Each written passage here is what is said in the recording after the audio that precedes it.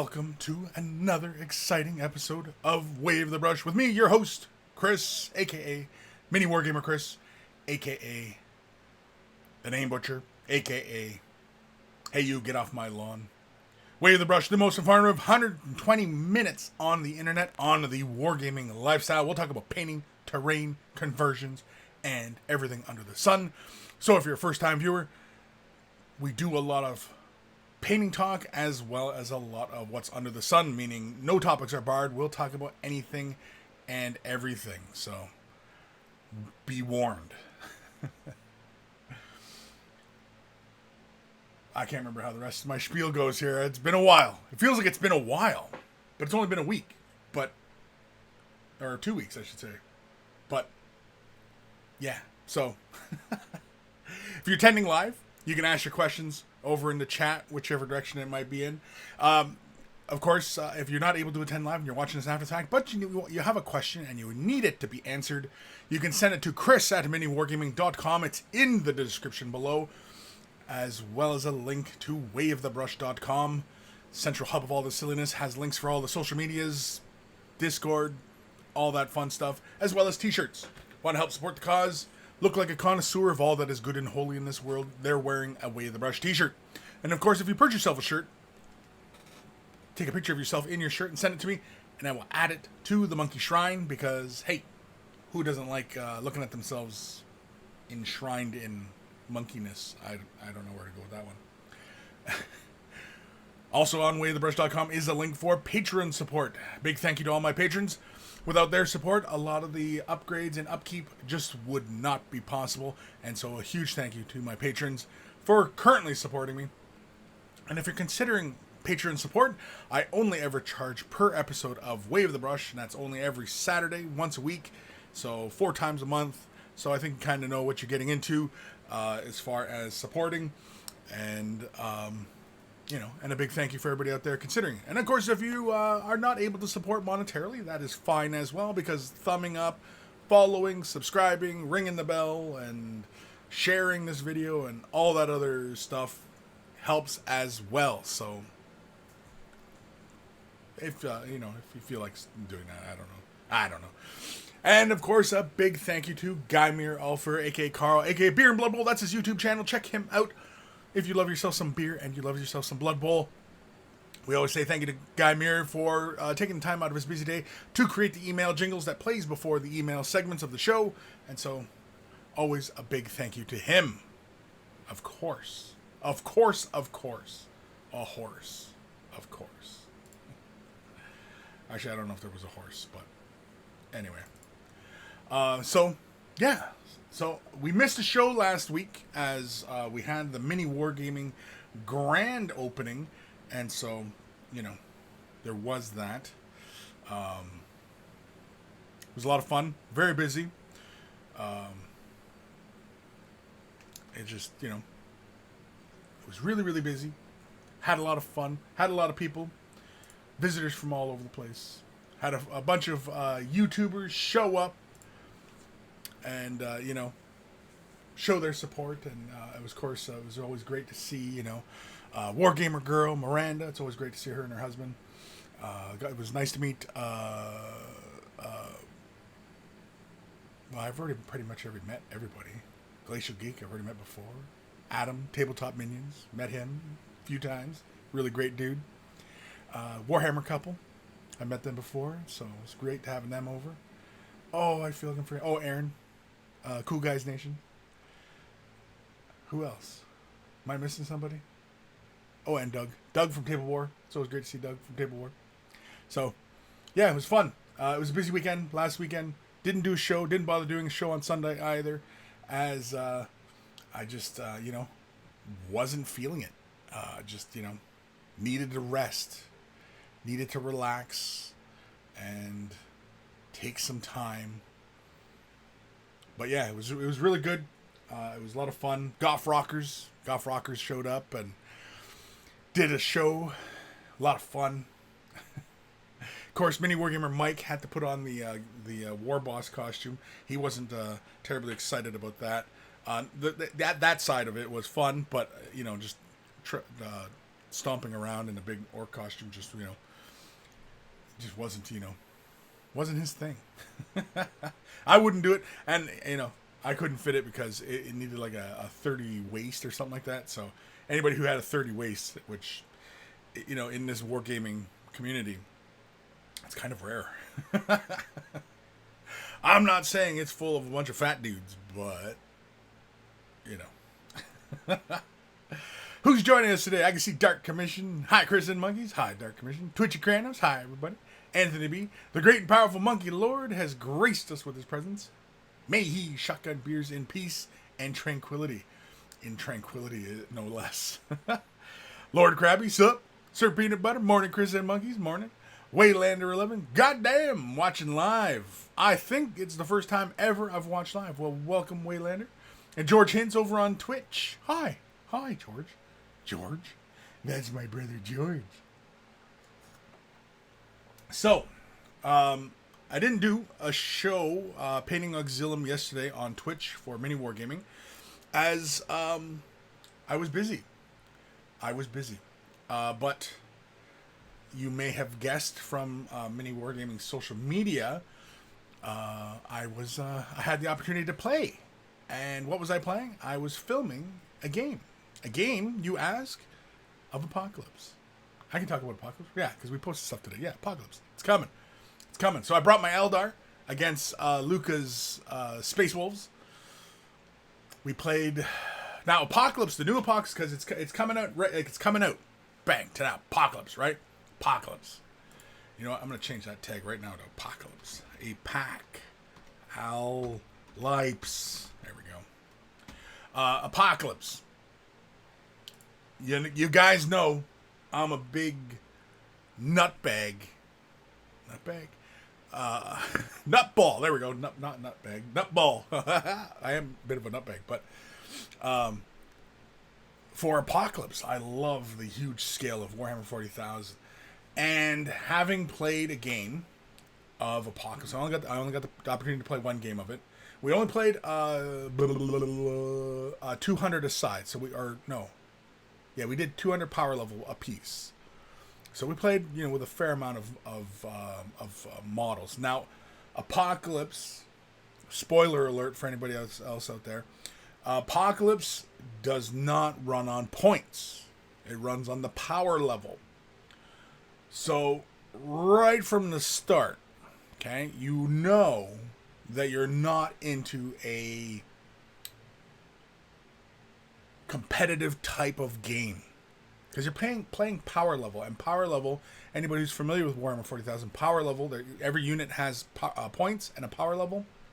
The points can usually fluctuate, but the power levels stay pretty much the same because power levels are more fluffy. I know that's a terrible word to use it, but it's a little bit looser. It's not, it's not, okay, it's this, and you know what I mean, and plus this weapon, so it equals this kind of amounts of points, and that's what it's worth. And that number can fluctuate as updates and changes and stuff like that come along, right? Whereas the power level usually doesn't change. And so power level, it's fun. With an Apocalypse game, it's not, being serious. You're just playing for fun. And I just saw Anthony B's comment. And it's just for fun, right? The game should be fun to begin with, but a lot of people take Warhammer 40,000 pretty seriously. And I don't know why, because the rules for Warhammer 40,000, even just regular 40,000, are not very conducive to a competitive type of game. It's more of a cinematic experience. It's, you know what I mean? Like it's not, it's not to be taken seriously. And so I'm not sure why, we're always really wound up about the points, because everybody knows. It's a pretty common opinion, and I don't know how true it is, but this is a very common opinion that Warhammer 40,000 is not balanced. You ask anybody in this community, is Warhammer 40,000 balanced? They will invariably say no. Why? I'm not entirely sure because, back in the day, yes, there was a lot of imbalance because there was this codex creep and you know what I mean? And it was like 6 months out, and then another 6 months. And so you'd have 6 months of this army just dominating because they have new rules and whereas now with the way Warhammer 40,000 is that the codex releases are just so fast that the codex creep I think is mostly gone. It's still a little bit there, but it's mostly gone. And then of course, Games Workshop taking a very active role in in updating the rules and stuff like that. And so, that's been really great. But otherwise, I don't think it's as imbalanced as a lot of people think. And a game like Apocalypse feels, because it's a little bit looser, it feels a little bit more balanced. And the way the game plays is a lot more balanced. I like Apocalypse. And Steve and I have talked many times about, what could we do with Warhammer 40,000 to kind of, reinvigorate it or, kind of fix some of these issues where you have the Alpha Strike, which is basically, whoever gets the first turn is doing damage first and killing off your units. And, you know what I mean? A lot of importance is played on who has the first turn. But with Apocalypse, that's not the case because we lay out our orders and we have to do, and if you declare like a charge with a detachment, you have to follow that rule, right? Because you declared it already. And you're usually going to stick to it anyway. But there's a lot looser, like advances, just kind of you can move, shoot, fight, make a fight action. And then, of course, standing still and shooting. But that could also, hurt you as well. Because if you declare the standing still and shooting and then, oh, wait, he's doing a charge. Oh, no, I should have moved. And now I'm in trouble, right? So, there are all these things. Especially when there's cards that allow you to activate before your opponent kind of thing. Like, I could have initiative, but then you have a card that says, oh, I'm going to play this attachment first, and they're going to do their charge action before I get my opportunity to shoot. That kind of stuff.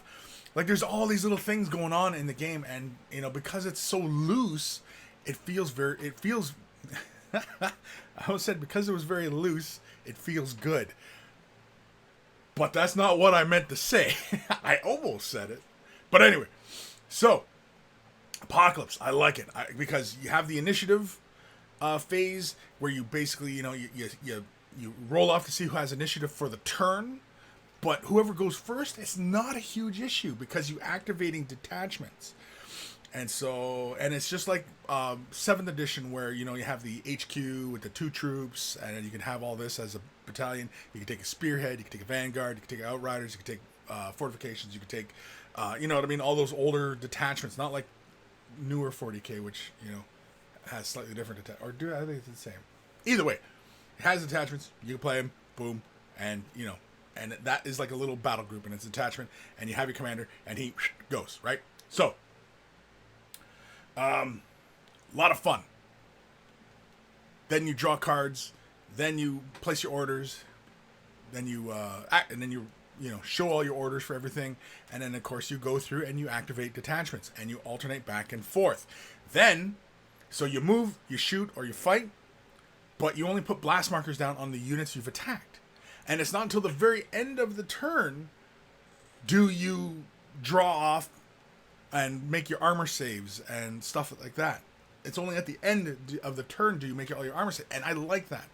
And I kind of wish Warhammer 40,000 kind of had that mechanic to stop Alpha Strikes and so much importance on who gets to go first. So I like that about Apocalypse, that, and the thing is that because the rules for stuff are kind of simplified, it kind of works. And so it does play a bit like old Epic, but it's not the same. And even though it is a bit like Epic and, but having the scale of Warhammer 40,000, it doesn't feel like Epic. Even though its rules are very, very, very close, it doesn't feel the same. And so, yeah. I liked it. Apocalypse was was really, really fun. I definitely would play it again. And I'm looking forward to playing it again because it was just just so much fun. It was Luca and I, and Luca's a really great player. You know, he knows his stuff. He's a lot of fun. He doesn't take it too seriously, even when the die rolls weren't going his way. It's not like he's a bad sport about it. And Luca's really great, and I'm sure that really comes across in a lot of the videos with Luca and stuff like that. And so Luca, yeah, he's a really great gamer, and he's a really great dude. So if you ever get the chance to come in and play with any of the boys from Mini Wargaming, definitely book a game with Luca, because he's a lot of fun, and he doesn't take it too seriously, even though the dice might not have been going his way, and he plays like a champ. Ghost of Starman Deluxe, cleaning my room today. Tough stuff. Oh, that's tough. Oliver Pedersen, hey Kris, hey. Twitch Kranos, timing wise, gotta admit, I like the timing of the contrast paints. Help paint faster, comes out right before Apocalypse. Need more stuff. Yeah, that is kind of interesting, eh? How the new paints come out, that's gonna help you paint lots of stuff. And then they release Apocalypse, which is about fighting with lots of stuff. Yeah, that is kind of interesting. Doesn't that feel a bit kind of premeditated? And knowing Games Workshop, how their production schedule, right? They're usually like at least, like 6 months out from release. Like they're already developing it. It could be years before. And so you got to think they were planning this. This was a deliberate move on their part. It's like some Illuminati type stuff going on here. Now everybody's going to be busting out the conspiracy theories. What? Yeah, no, Games Workshop there. They're putting chemicals in the water to make all the frogs. Nathaniel, hi Kris and fellow monkeys, and Kris. Congratulations on the Mini Wargaming Bunker grand opening. Yes, that was a lot of fun. Grand opening. We've already been up and running, but really with the bunker part, it was really about having the rooms. We had all our guests staying in the rooms, and of course providing feedback and what obviously what needs to be improved upon the bunker and everything like that. And it was just great having everybody around, and a lot of fun. Just a lot of fun. It was a really good time. Anthony B. Yeah, I used your comment as the title for the show. So, Nathaniel, Fluffy Apocalypse. Dark Commission. Summer has finally arrived in England. 37 in my hobby room with 95% humidity. Phew. Phew is right. Holy carmoles. You must look like the guy at the end of Raiders of the Lost Ark. He's just melting. Holy crap. And I didn't think England got that hot. But yeah. Dark Commission AC, what's that? I'm British, Nathaniel, anyone got the new Plastic Sister? Anybody go get the new Plastic Sister? I don't know. It's afternoon here in the North American side of things, so I would imagine everybody over in European side of things probably already got them first thing this morning, which was, man, it was, the sun hadn't even come up yet by the time you guys were probably already up and playing with stuff. But yeah. Anthony B. Oof. Sounds like Nevada heat, but without the humidity. That is the absolute worst. Yeah, the humidity is like I like any temperature. Cold or hot. Anything in between. It can be scorching hot, frigid, freezing cold. I'm fine with either. But it's the humidity. Humidity just pisses me off. In the summer, it makes it hotter than it really is. And when you go into the shade, there's like no rest from it. It's just persistent. Like you go into the shade usually on a hot summer day and it's dry. And you go into the shade, it's like, oh yeah, out of the sun. I can feel the cool air now. And you know what I mean? And you can there's some respite from it, right? Whereas when it's humid, you go into the shade, it does nothing. It's just it's still freaking hot, and it just sticks to you. It's just And in the winter, humidity is the worst because it makes the moisture penetrates your clothing, and it makes you damp and colder than it really is, and you're like, ugh, and it's that cold to the bone kind of thing. You just it's a lot of sound effects is what it is. It's a lot of sound effects. Dark Commission, I know, but it's worth buying AC when summer lasts 3 days a year. Is it worth buying AC when, yeah. Bento-san. Hi, chat. Hi, painting senpai. Senpai? What is senpai? I've seen that word before. What is senpai? I don't know what it is. And I'm not going to Google it. I'm going to let you tell me what it is. I'm going to assume it's a good thing. It's not like he's calling me a doorknob or anything, right? Hi, painting doorknob. Oh. All right. Painting doorknob, I guess. Dark Emission, hobby room, being a glass conservatory doesn't help. Yeah, it's like a greenhouse, right? Oof. Hoof. Hoof. Twitch Chronos got cloud cover over here, which is making the heat worse. At Dark Emission, too hot to paint for me, so it's ice cream time. Bento-san. That mustache is mad pointy. I bet it would make a good lining brush. Maybe. I don't know. See, the thing is my hairs, see, with our paintbrushes and such, they're made from like a mink hair, right? It's like a weasel hair. And so it's really, really fine. And that's why they use these hairs, because they're really, really fine. My hairs are thick and coarse. And I don't know how good that... It would be like a hog hair bristle. It would be like one of those big bristles up there for like pushing oil paint. You need like a firm bristle to move oil paint around. My hairs would probably be more like a hog hair bristles. I've got hog hair growing on me. Kind of got hog hair. Yuri Rovira. Sup, Kris? Glad to catch you live. Been working non-stop for almost a whole week now. You are my first rest. All right. Well, welcome. Welcome back, Yuri. Anthony B. I enjoy Luca's bat rep. He is a hoot. Luca's a good dude. Luca's a good dude. And he's a good sport. And, and he does his job. We took a while to get the battle report filmed. And, but we did it. And we trucked on through, and there was like a minimal amount of silliness, and not to say that he's not silly, but Luca's just a cool cat. He's just a cool cat. And his thing's a cat. It's Taco Cat, but I don't know how that got started, the Taco Cat thing. I don't know. Anyway.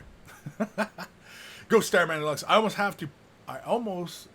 have to paint almost 200 models by the 3rd for the big game at Warhammer World. So there's a big game going on at Warhammer World. I know Ghost Starman Deluxe, I think you had posted something in the Discord, looking for anybody else who's in the UK and going to be attending Warhammer World event. So there is that. So anybody who wants to team up with Ghost Starman Deluxe, there he is.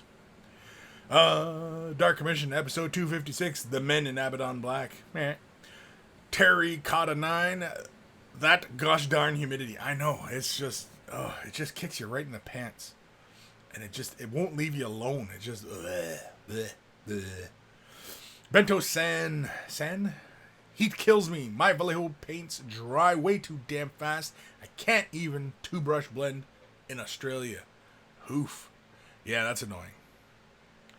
Wet palette. You need a wet palette. But then your wet palette will probably drop too, but have a little spot of water beside your wet palette. So when you feel like the paper's starting to lift away from the whatever you're using as a sponge essentially, when you see it starting like more air getting there and the paper's feeling dry, just put a little bit more water and especially if it is really warm where you are, just to help. Kenneth. For Stormcast, you read that the armor is light and has lightning sparking off their armor. Looking for a way to show this on a model, like with hot glue or something to make the lightning help, please. To make lightning, like you actually physically want to make lightning coming off the model. Okay. 2 things I would recommend here.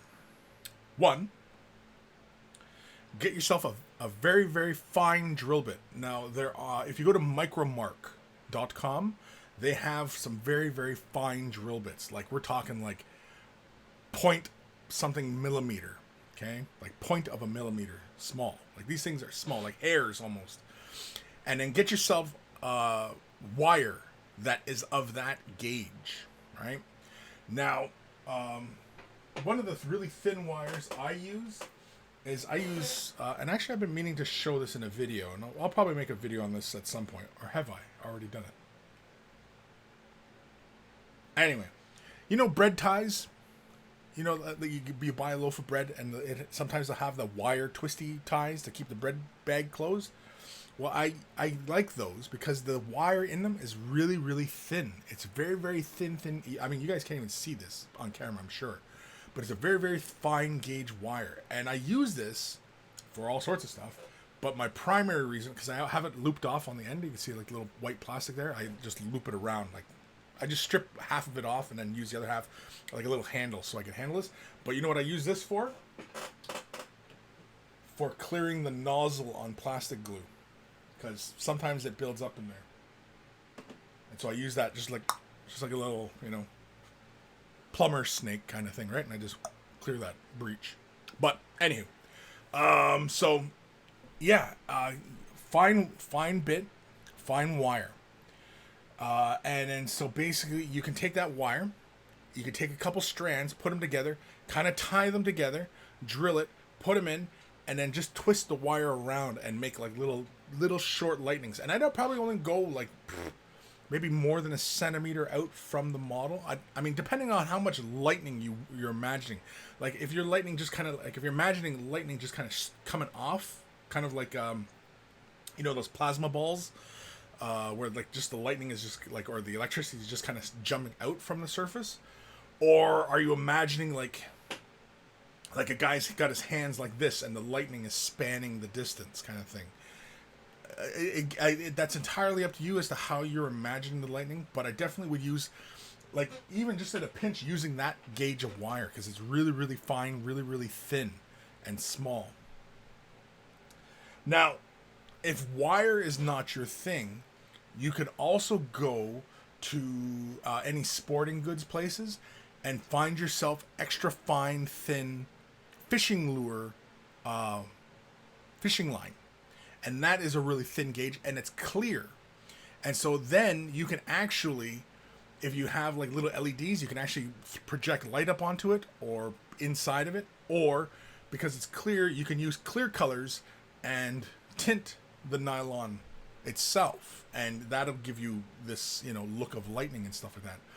Now, you would have to like bend it and, kind of, bend it around and, and kind of play with it. But it should be relatively easy to make like little branching bits off. And you could also heat it slightly to bend it into shapes, and it should retain those shapes. So fishing line, really fine fishing line could also be another option. But these are just some ideas. I've not done them myself. I don't think I've ever like created lightning. I usually don't do a lot of conversions. A lot of the videos I end up creating are a lot of painting videos, and not so much like conversions and modeling. Those are very few. I have a few videos like on conversions, magnets, and stuff like that, but not like modeling and stuff like that. So, but interesting question, and thank you, Kenneth, for asking that because it's interesting. Let me know. Send me an email on what you figure out. Bento-san, senpai is teacher. Oh, okay. His teacher. Nathaniel says senpai is big brother in Japanese, respectful form of addressing a person. Oh, okay. Interesting. AJR, Florida here. Humidity is the bane of my balls. Seriously. The bane of the balls. The bane of the balls. Yuri Rovira. Sensei is teacher. Sensei is teacher. Yeah, no, but he said senpai. Oh, you guys are confusing me now. Sir Peanut Butter, it's like senior, mentor, upperclassman. Ooh, upperclassman. Such high praise. Aaron Siege, howdy Kris and Monkey Brother. I see just in time for discussions on making brushes out of Chris's stash. Yeah, we usually end up falling into one of those kind of traps early on. That mustache, let's make it into something. No, that's not. Um, Bento-san, teacher is pretty close translation. Philip Yee, super chat, $5. How do I paint an East Asian skin tone using GW paints? Want to paint my Sister of Battle to be Asian. Interesting. Any tips for black eyeliner effect too? Oof. Okay. So, Philip, to get an Asian tone now, for most kind of Asian tones, I know like you do have some variation.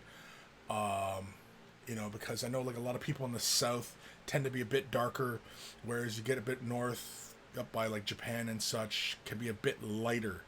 And so when you're saying Asian, it's kind of tough because, like all human beings on this planet, the skin tones are varied and many shades between two extremes, right? And even those extremes are not really that extreme. Although I've seen some white people that were white, like almost clear. Like that's how white they were. And I've seen some black people that were like when you can see almost the blue black, and the sun's shining and you can almost see like a blue highlight on the surface, like that level of darkness. I've seen many varying shades. And to go for an Asian kind of look, I think I guess really is kind of which way do we want to go? Do we want to go fairly light or do we want to go fairly dark? If we're going fairly light, I would probably start off with a skin tone like, say, Kislev Flesh. I'd probably start off with something like Kislev Flesh as the base tone. I probably would take, okay, so here's most likely how I'd go about it. Now, this is kind of a convoluted way to go about this skin tone, but this is kind of one of my ways of which I like to do light skin tones. And I would take Kislev Flesh as my base. I would take Cadian Flesh Tone or Bugman Glow, depending on how far I wanted to push. But if it's a female face, you're doing a Sister of Battle, so it's going to be kind of softer features. They're not hard lines like Space Marines, right? Like a Sister of Battle face is not like a Space Marine's face, right? They don't have these really super defined cheeks with the striations and the muscle sinew, and you know what I mean, like there's all these features that are just not there, like the furrowed brow and stuff like that. Like that stuff's not there, and so you want to stay fairly subtle. And yeah, Kislev Flesh, I'd probably go with Cadian Flesh Tone. I would thin that down. I would make it into a shade wash, but because it's just a face we're painting, you could probably just deliberately apply it into some of the recesses. Don't go crazy. Put it up into the upper brow, under the nose, around the edges, and maybe just down the cheeks just a bit, almost like a trapezoid shape along the cheek, just pushing it from the jawline, pushing it forward, and so you're leaving lighter tone here and here and then here and then probably like along like this kind of like, so the face makes more of like a V shape, right? So that's the kind of look you're going for. Then I would probably add Screaming Skull to Kislev Flesh. And I'd add that to it and make a highlight out of it. And then just push those highlights. Now, if you're going for something slightly darker, then I would probably start off with Cadian Flesh Tone, turn Bugman Glow into a shade wash, shade it, and then highlight up to almost a Kislev Flesh, and maybe even another fine highlight of. But again, with Space Marines, you can kind of really push some of those really fine highlights because you're looking to create a lot of contrast within all the contours of the face. Whereas with female faces, they often tend to look more female when the features are not quite as pronounced. And I definitely would, for a Sister of Battle, I definitely wouldn't give her like the eyeshadow and the blush and stuff like that. Like that just looks kind of ridiculous. But definitely like a little bit of a redding of the lips would help. And of course you're talking about an eyeliner effect. Now the eyeliner thing can be kind of challenging. It all really depends on how steady your hands are. Basically the easiest way I can think of doing it is taking Abaddon Black, paint in the entirety of the eye, and then coming in with a white scar or ceramite white or whatever the hell it's called now, Corax white. Put that into the eye, and then with the tip of the brush, create almost like a triangular shape of just the brush and just touch that eye to make the pupil. And then if I needed more to like create more of an eyeliner, and I'd probably try and push more of the white so it's closer to the bottom of the eye, so it gets rid of a lot of the black, but leaving a little bit more black up above will give that kind of impression. And if you wanted it to feel a bit more like a makeup, where, you know, the kind of like they come out, I don't know what it's called, but like when they come out from the eyelashes and there's like more of a line back towards the eye like that. I don't know what that's called, but I don't apply makeup, sorry, but yeah, you could always do that with the Abaddon Black when you're first laying it onto the head, and then you're coming in and you're picking up the eyes. If you've got a really nice fine brush, you've got a good steady hand, and you're feeling very confident that you can pull this off, then give it a shot. But yeah, so thank you, Philip, for the question and for the super chat. Awesome. Thank you very much.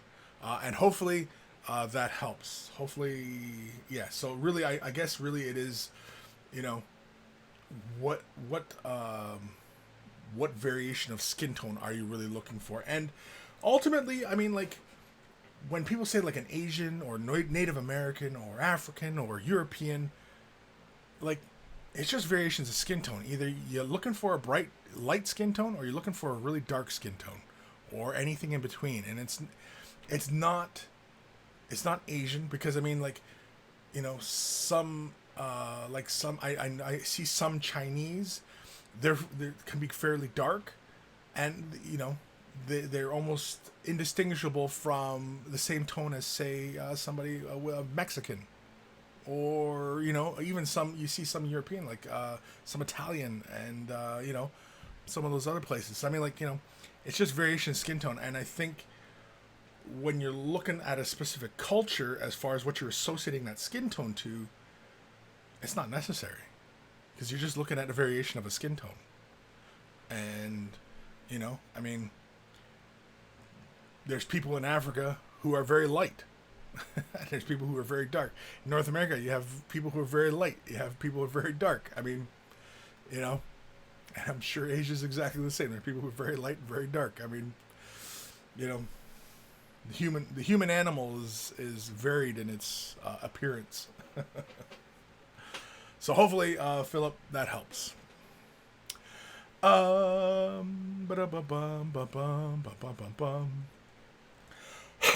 Excuse me. Kenneth, it's like halo of lightning. Ooh, yeah. So you want to do like an arcing lightning, or you want to do like the lightning coming straight out? Like, is it a lightning bolt coming around, or is it like lightning projecting out? Either way, really, really fine wire. With wire, you can twist them, and almost like you're doing trees, and you can do it like that. So, for example, like if you had, say, three small bits of wire, you created a trunk, twist them together, and then with one of the pieces, you come out, you twist the other two together, and that one piece, you give like a little curvature. Those other ones, you give a quick bend, and then you separate the two. And if they're of varying lengths, you know what I mean, you can trim them off, and, you know, and you can get some very interesting kind of looks just from the wire like that, right? And of course, the nylon fishing line. You can do the same thing. It requires a bit more tools, because you need to heat it to keep its shape, and glue it into places, because I don't think twisting, I mean, you probably could twist it, I suppose, but I don't know. I guess I probably would have to experiment with that. So thank you for the question, and yeah, and send pics. Lisa Tildman, what airbrush would you recommend for extreme detail work? An airbrush for extreme detail. Well, I have a Sotar from Badger, and I have a Chrome from Badger, Renegade Chrome. I have those two precision airbrushes. And as far as extreme detail, I'm not sure exactly what extreme detail is, because details are just details. Because you don't have broad details, do you? That doesn't make a lot of sense. Extreme detail? I'm like, either way. For airbrushing, like, what are we talking when we say extreme details? Like, are we talking like doing eyeballs? If we're talking doing eyes, I've not seen anybody do a Space Marine's face, like a regular Space Marine, doing his face and painting the eyes with an airbrush. I have yet to see it. If anybody knows of anybody who's doing that with an airbrush, let me know. Now, I'm not talking using a stencil and spraying it down. I'm talking just the brush and the whatever they're working on, and then coming with the airbrush and doing that kind of work. I don't know of anybody that's doing that. Could be wrong. Could be a couple people doing it. I have no idea. So if you do know, send me a link or post it or whatever. But either way, again, I'm not talking about stencils. I'm not talking about them laying down a stencil, spraying it, and then they have the pupil. That's not what I'm talking about. I'm talking about no stencils, just freehanding that thing right on there and just drawing, and you know what I mean? And because I'm sure it could be done, but I have not seen anybody doing it. Now, as far as airbrush, yeah, I like Badger. You know, I use Badger all the time, but I know, like, in the European side of things, I don't know if Badger is as widely available as, say, Awada. I know it seems like a lot of European hobbyists like Awada. I think it's because it's more available. I have no idea. Badger just seems to be very North American dominant as opposed to Awada, and Awada seems to be other places. I don't know. I mean, they're both tools, and you know, they both work really great.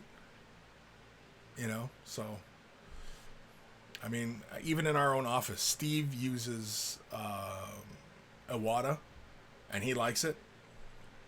And I use Badger all the time. I like it.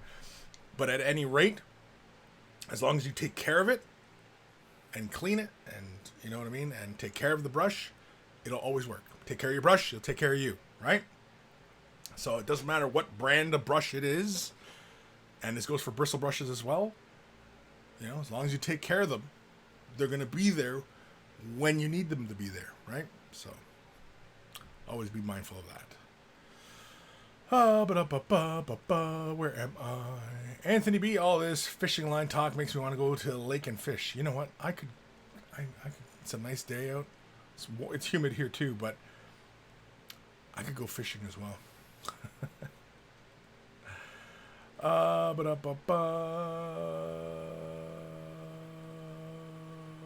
Nathaniel, Kris Sensei is born before SO. Addresses anyone older than you. Example, a teacher in martial arts. Posted it twice. Why'd you post it twice? Oh, Sensei. Okay, wait. Example, a 5th grader would be a senpai to a 4th grader. Okay. So it's yeah, okay. So it's a bit more of a respect your elders kind of thing. I got you. Anthony B, I feel like anytime someone says contrast, everyone yells like Pee-wee's Playhouse. Wow, I'm old. Pee-wee's Playhouse, yeah. Yeah, that does make you old, Anthony. Yeah, contrast, yeah. I like the contrast. I've still been playing with them. Working on a Beast of Nurgle at the moment. Playing with contrast. And I was thinking of just doing it like, oh, I'll just do this, and then, you know, and then be done. But now I'm thinking that maybe what I'm going to do is to show contrast the whole way through. The whole model, beginning to end. Other than the base, I suppose. Because the base I'd use one of the technical textures and stuff. But, yeah. So I'm thinking that I'm probably going to use contrast paints for pretty much the entire model. Just to kind of show and, you know, what you can do and, you know what I mean? I think you guys kind of get it, right? NRT Save. Hello, Kris and Monkeys. Just now tuning in. Welcome. Actually, it was a while ago, but almost 10 minutes ago. Ariel Sasinski.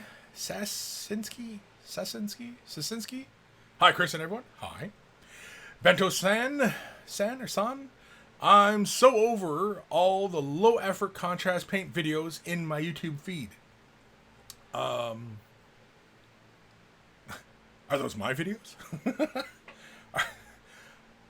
Are we talking about my videos? The low effort? I don't know if they were low effort, but I like to think I was putting my whole ass into it, you know? I know there's a lot of stuff out there as far as the contrasts are concerned.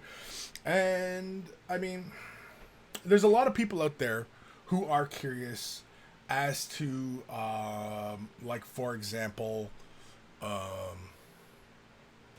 you know, like you tune in for your favorite artist and you want to know what their take is on the contrast, right? And so they're going to go through the usual rigmarole. And I mean, even for myself, I've been playing with contrast longer than most. Of most of the YouTubers, other than Pete the Wargamer, I think we're the only ones who were YouTubers that posted videos about contrast. Excuse me. Man, something was cutting my throat there. And yeah, so we had the added advantage of having more experience and actually more time to think about what we would do with the paints. And of course, like with the stuff I was showing either on Mini Wargaming or my channel, I wasn't interested in showing anything that was already pretty much done. I know a lot of people said, "Oh, do a Space Marine, do an Ultramarine." I'm like, Games Workshop just showed doing an Ultramarine, and like 100,000 people tuned in for that. Why would I do something that's already been covered? If I'm going to show you something, and it's going to be from me, I'm going to show you something different, off the beaten path, outside the box.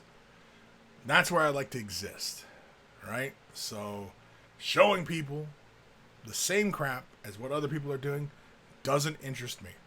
And you'll notice that I haven't really posted any more contrast videos because because now everybody else has them. It feels a bit white noise. It feels like white noise.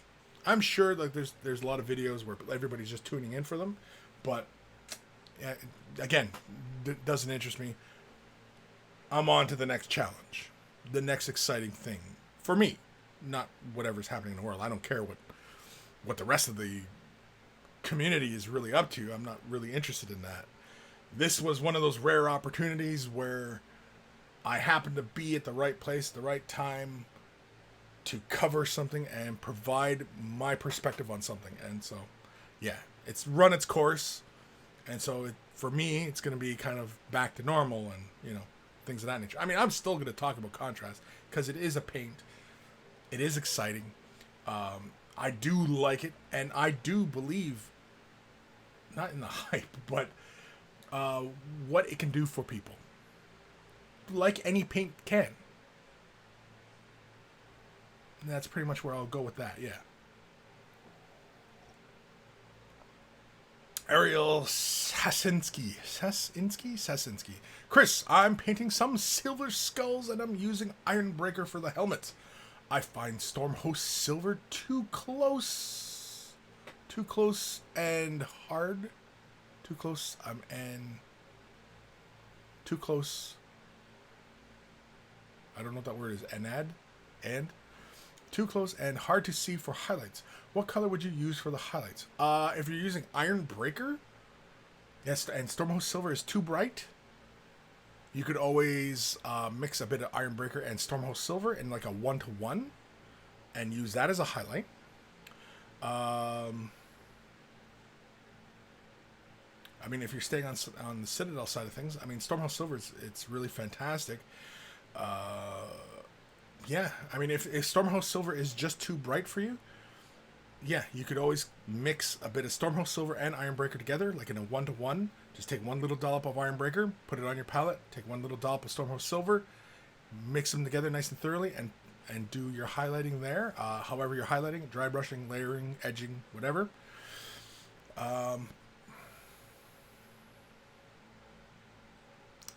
If you've already done a whole bunch and you find the Stormhouse Silver just a little bit too much, you could always take gloss Nuln Oil, thin it down with Lamian Medium. Don't use water. Use Lamian Medium. You could also probably use the Contrast Medium as well. If you're using just Lamy and medium, I definitely would recommend adding a drop of Liquitex Flow Aid into it just to keep that surface tension, and apply that to the model. And if it's deep enough and it gives you enough contrast and you like it and it pushes the color down just a little bit, great.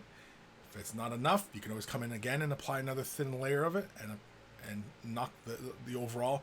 And because you're using the gloss Nuln Oil, it won't matte the finish and it won't kill the metallic shine.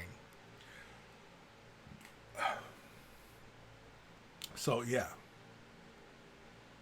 Of course, too, also Stormhouse Silver, if you're laying your highlights in quite broad and large and occupying a lot of surface area, maybe you want to reduce the amount of highlight you're putting onto the model.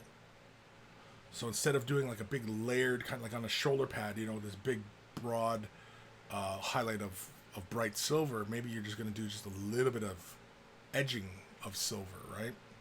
Again, it's entirely up to you. I mean, really the easiest way to fix that, Stormhouse Silver, too bright, take one Stormhouse Silver, one Ironbreaker, mix them together, and apply that as a highlight. Or you can move the entire color scheme down a shade. Start with Lead Belcher and highlight up to Ironbreaker. And then maybe just a little bit of Stormhouse Silver, just tiniest little dots of edges and stuff like that. And, again, entirely up to you. So hopefully, Ariel, that helps.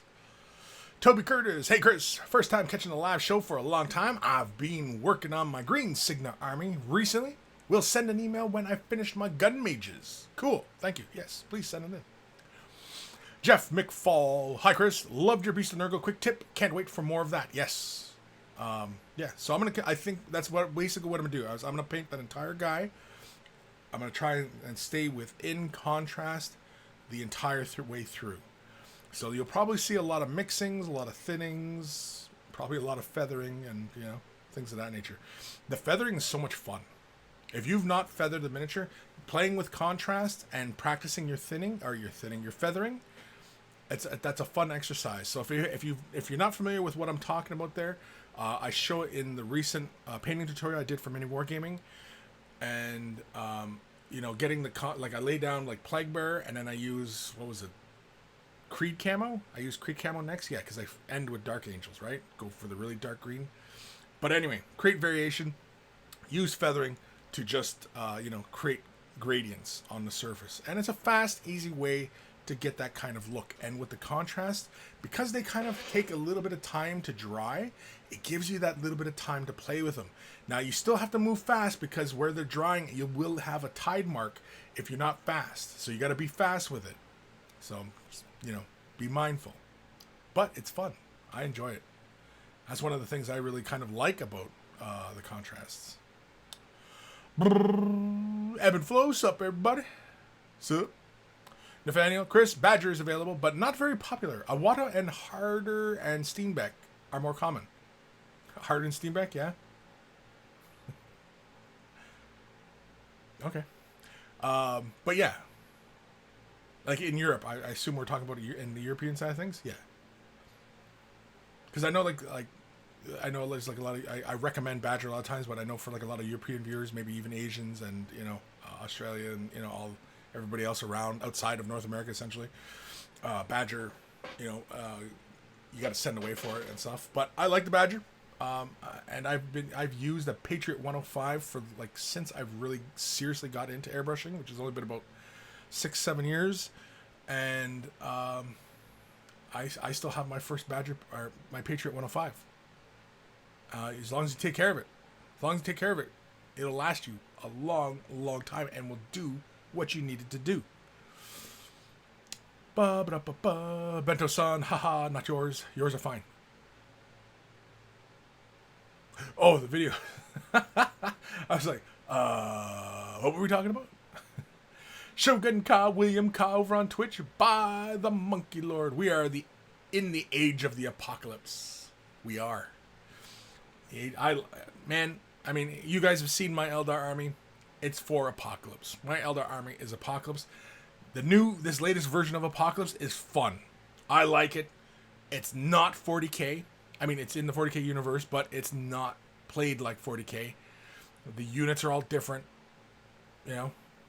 the game is different. Is it balanced? It feels balanced in the gameplay, mainly because it offsets the advantage a first turn often has in 40k, and anybody who's played regular 40k knows that there's, it's a huge advantage to get first turn. It's a huge advantage. And this, in Apocalypse, is not so.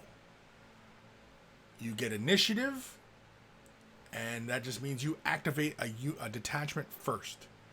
But there's cards that allows you to interrupt that. So, it's pretty fun. And, yeah. I can't wait for you guys to see the battle report between Luca and I. It was a good game. Hard fought. It's an Apocalypse game. And, man, yeah, it took us a while. It was exhausting. And now that I think about it, the scenario we were playing, that's probably why it ran long. Like, to film it, it's probably why it ran long. Because, okay, spoiler, it's a meat grinder. And so, yeah, I was like, because usually by the end of like Apocalypse game, one side looks decimated. And, like, the way this scenario played, no, we both basically still had our armies on the table. Which is kind of hilarious. Yeah, it's kind of hilarious. But I enjoyed it.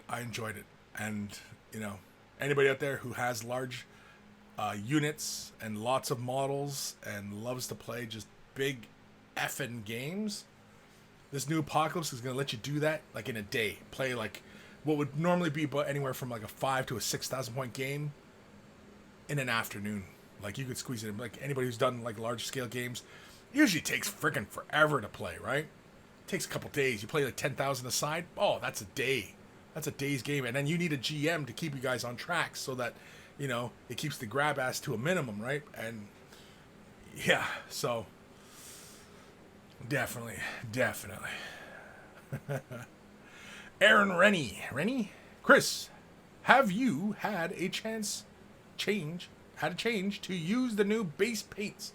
I really like the new black. Yes, the new black. We got to play with that early on when we were invited to Games Workshop. The new black is great. The base paints, they're fantastic. I haven't played with every single paint. Even the contrast, I'm pretty sure there's a couple paints I have not even touched yet, like, to play with. I've opened them, but I haven't, like, used them.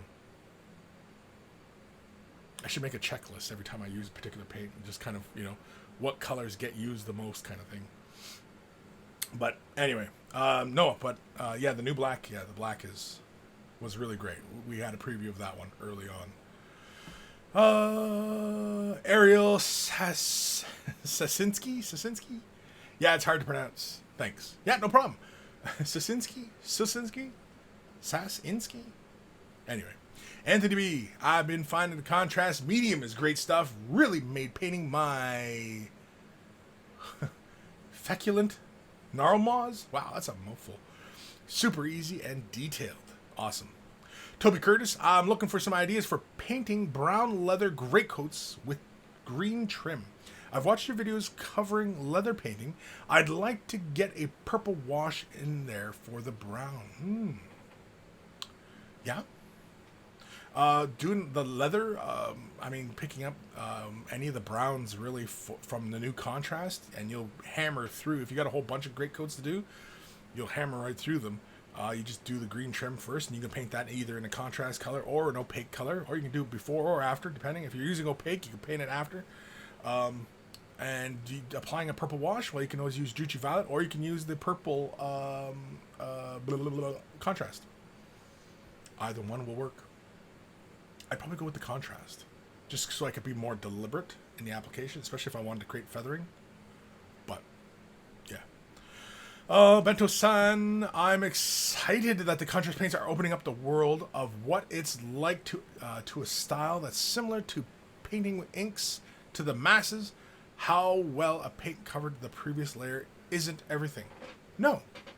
And in fact, as you'll see in the next exciting episode of the Quick Tip with the Beast of Nurgle, I kind of like how the brushstroke is apparent when you are applying layers, because because the next video will be the tentacles, and because of the way my brush stroke was really quite rough in my application, it almost has a veiny like appearance, and to the eye it really looks like there's this veiny like texture to the tentacles.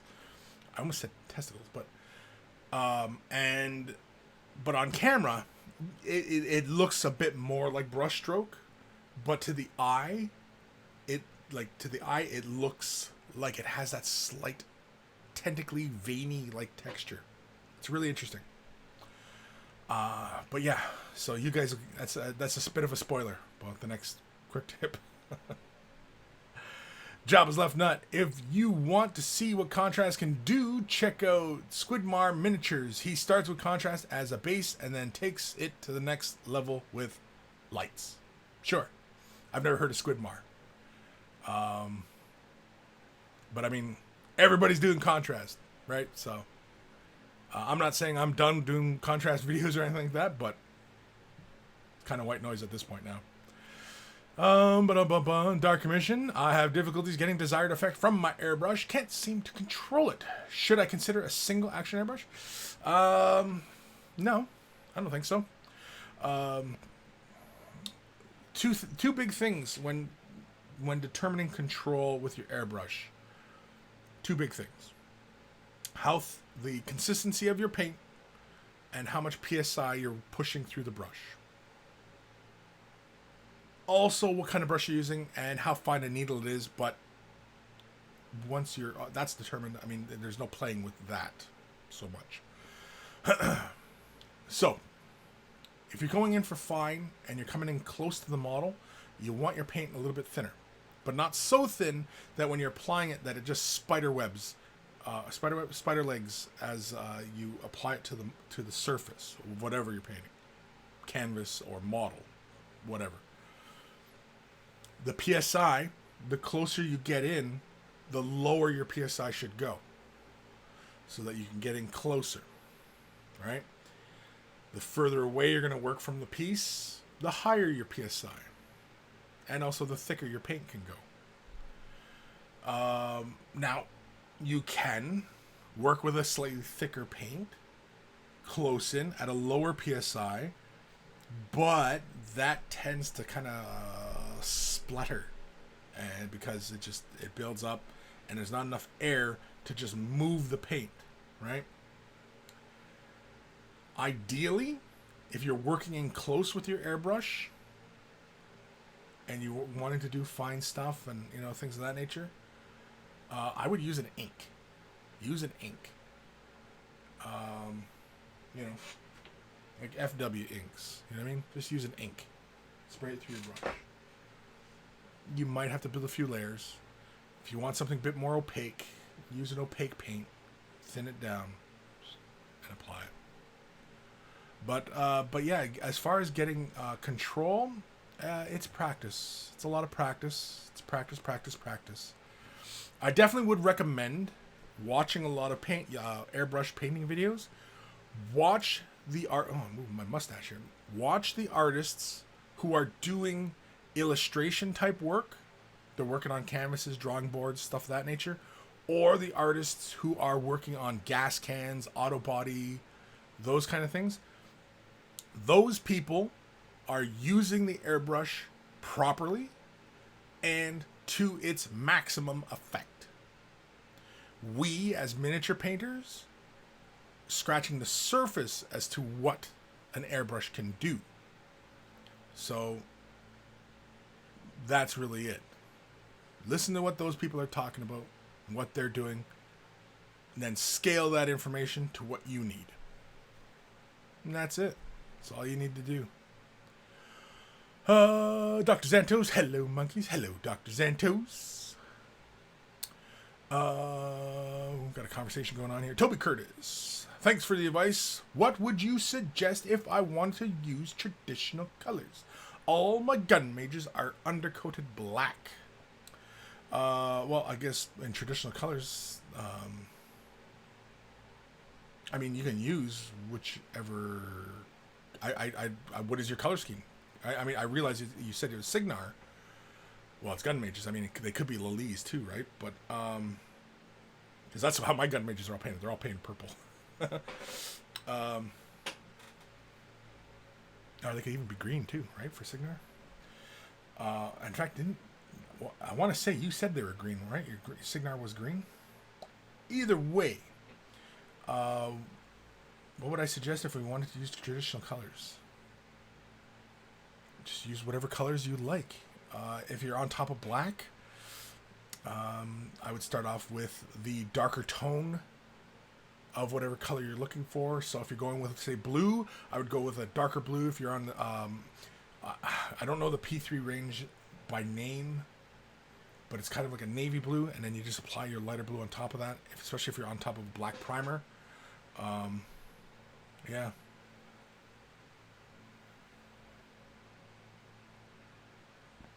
Because I would assume that since you're on the privateer press side of things, that you most likely have a lot of P3 paints, as well as probably a lot of Vallejo paints. Probably have some Citadel in there, I'm sure. But I know, like with the Citadel line, the base range, the colors that say, let's say, base on them, they cover on top of black very well. So there is that. Dark Commission at Kris at Nathaniel. Maybe more practice needed simply.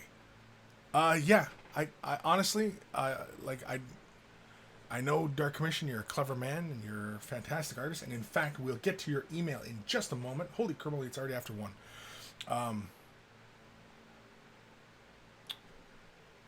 And I know that, I know you're not a dummy. So I know, you're listening to their advice.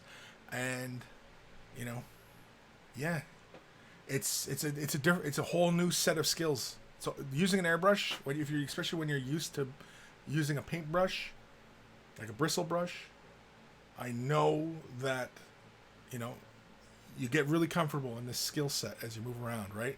Then you switch to an airbrush, and it's a whole new set of skills you have to develop.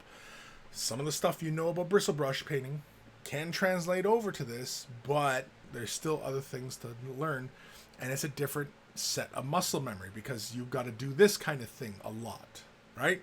So that's a whole new skill, especially when you're coordinating your brush strokes. Now, mind you, if you're an illustration artist or an actual artist using that airbrush to create works of art, I'm talking actual big pieces of art,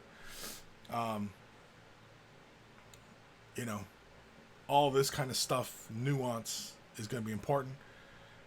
Miniature painting, and not so much. It's really not that much. I mean, you have the model, you have, let me find something here to imitate. Where is my airbrush? Anyway, you have your airbrush, and you're doing this kind of thing. Psst, psst, psst. That's all you're doing. It's just a spray gun. It's an accurate little spray gun. You know what I mean? You're not sitting there going, and now I'm going to draw lines, and I'm going to do this, and you know what I mean? And you're using it like a paintbrush, right? It's more of just a spray gun, just a very controlled small spray gun, most of the time. And that seems to be probably about 99% of the wargaming population that is using the airbrush like that. Very few people are using it as the tool it is. So, yeah.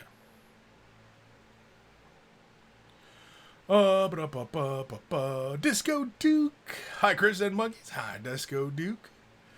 Toby Curtis. Gun mages will be done mostly Citadel paints.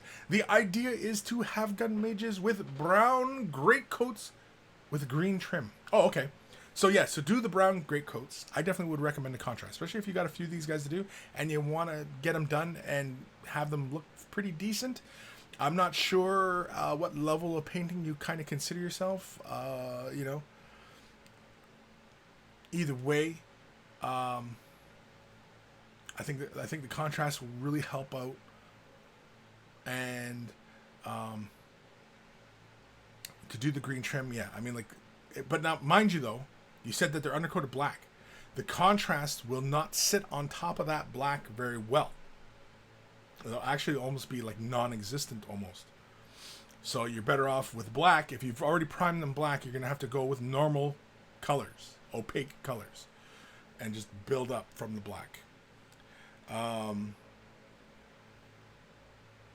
for the green of the trims, I mean, it's what level of green? You want them dark green, light green, mid-tone green? You want a blue green, yellow green, right?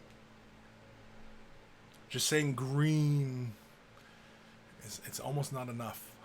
You kind of have to be specific. Like what version of green are you looking for? And then give me an example. Like send me a link of what you're talking about, because, you know, picture's worth 1,000 words.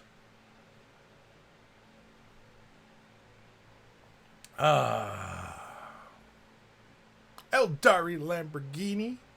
How are all the monkeys today? How are the monkeys all today? How are they?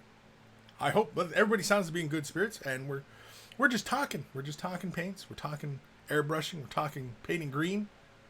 Talking about painting gun mages. And I haven't talked War Machine talk in a long time. It's been a long time since I've talked about gun mages. Not that I miss gun mages though, but although when I was playing with my Ashlyn, her battle force, I'd have gun mages. I take the vanguards, and I take 2 mules. I used to like that, the mules. That was fun, because on her feet turn, that made those mules really, really fun. And then I'd use the gun mages as well, because the gun mages were really great within her feet. Anyway, more conversation going on there. Okay, let's do an email. You know what? I think I only have the one email, don't I? I think I only have the one email, and this is going to be from Dark Commission. So headphones, turn them up or down, because here it comes. Don't say I didn't warn you. Email time. It's email time.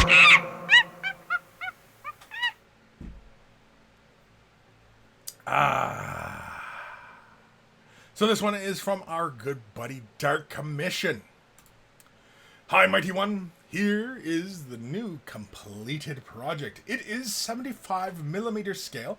I got the impression that the Sun Tzu model I exhibited last left you a little underwhelmed. I wouldn't say that. Underwhelmed? No. I thought it was very impressive. I thought it was really great. I thought it was a great execution on that Sun Tzu. Now I feel kind of bad that you thought that. I was not impressed with that. I was impressed with it.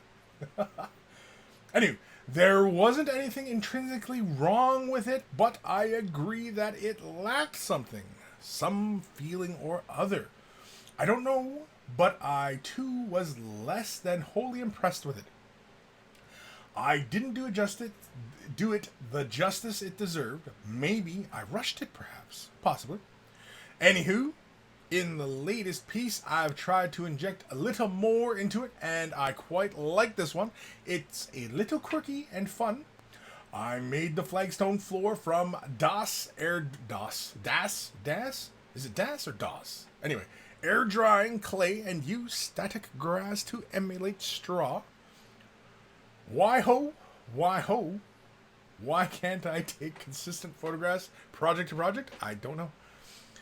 These are the worst of recent times and are rubbish. Their color is washed out and all the subtleties of shading and highlighting are subdued.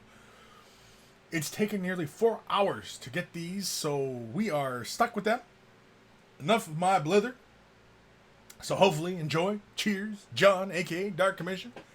P.S. The usual CNC, most welcome. And so let's have a look. This is the... Was I on the wrong thing? Oh, good God. No, it should be this one. Ah, screw it.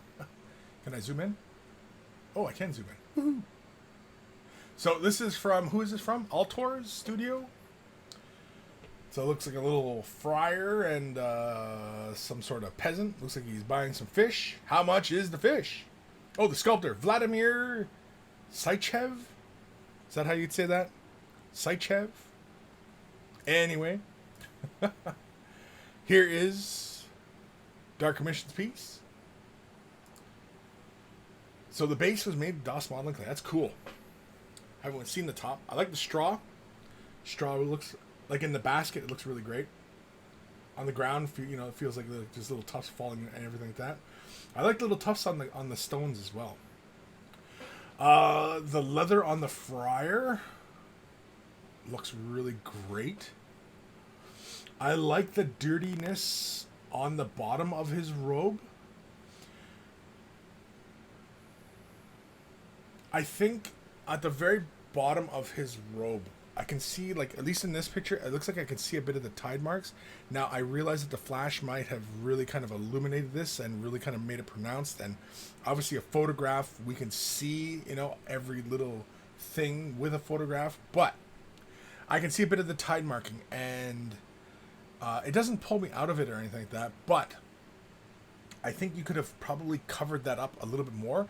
And I think what would have been fun for a bit of that dirtying of the end of his robe would be to use, like, say, a pigment, like a dark pigment, just to give you a bit more of a dusty kind of look, and also kind of offset some of that the dirtiness at the end of his robe. So, like, the tide marking is fine, because imagine, I'm sure we've all seen it where, you know, we had a cloth, it was a bit dirty, it got into water, and so it kind of cleaned up, but it left a tide mark of dirt, and above it was more dirt. So, like, it was kind of, it basically made it look clean on the bottom, essentially.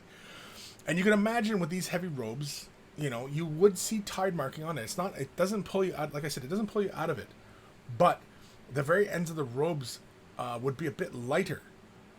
And possibly, depending on how fresh and, you know, how that watering and that weathering is on the bottom of the robe. And that's why I was suggesting possibly like pigments to create that lighter tone and give it a bit more drier, and also allow you an opportunity to kind of blend out some of those shadows and such. But the leather on his robe is really fantastic. I like the rosiness in his cheeks. The flesh tone looks really great. The peasant's really good. His apron and everything, that looks really, really great. I like all the little splatterings of matter. I like his headpiece as well. The leather, I don't know what that's called, that cap, that leather cap that's on the head. I think, though, that the green and the red are too vibrant. Now, they might not be that vibrant in person, but here in the photograph, they feel very vibrant. And I don't know if a peasant would have that rich of vibrant cloth, especially a working class guy like this. It feels a little vibrant.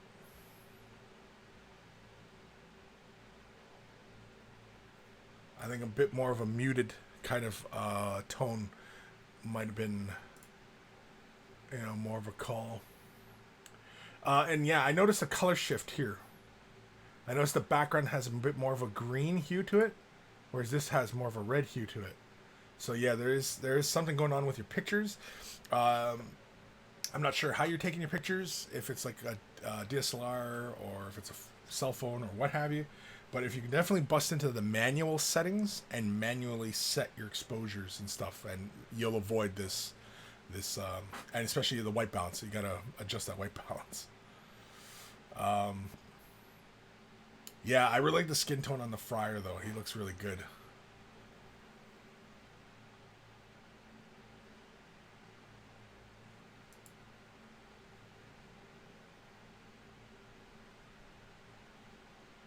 Even the baskets are really great.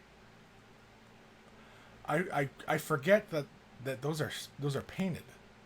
I almost thought that they were like, you know, like little wicker things, right? Like, you really captured that detail. Very, oh, look at the little kitty cat. Ah, ha, ha, ha. He's trying to steal a fish. So it's like the friar, like, ratting out the cat? Is that what he's doing? He's saying, excuse me, your cat's about to eat fish. Maybe the peasant's like, I'll kill that cat. And then I'll have cat up on my cooking board here. Yeah, I think with the use of color, and I mean, like, this is like a really, really fun little diorama.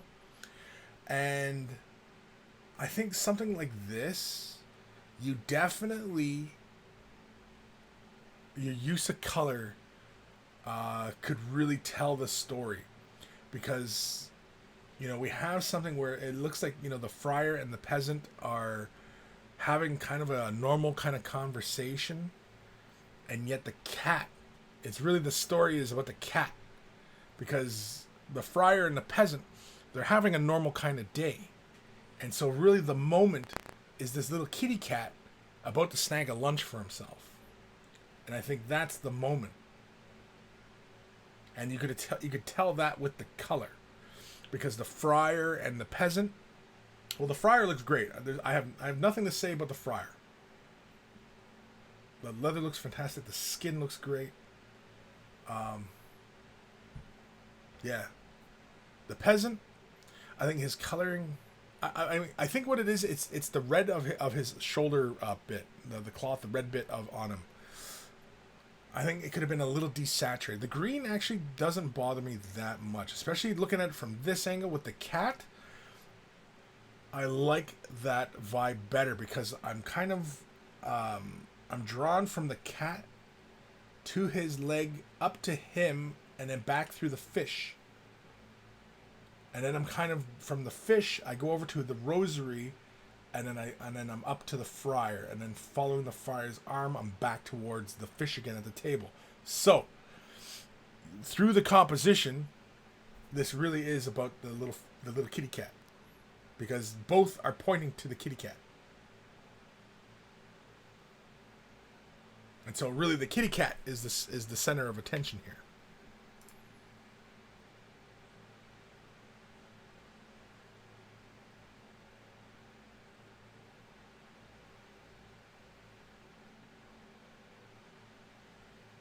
I like it, though.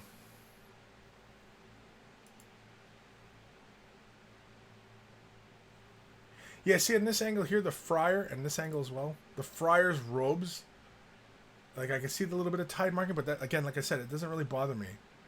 But I mean, you see, like, on this angle here, the friar's robe, you see how the tide mark works in your favor here, right in the center of that, of where we're looking, of that robe. And you can see the tide mark, it gets really dark, but then it gets lighter near the bottom. And if you could be deliberate with that and get like a dusty-like appearance, you know?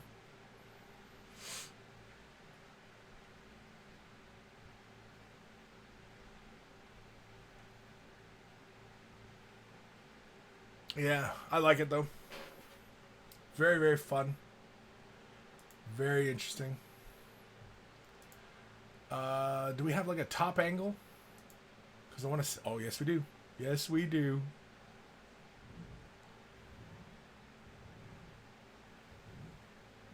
Yeah, I like it. I like the base. I like the little bits of straw. It feels good. Looks right.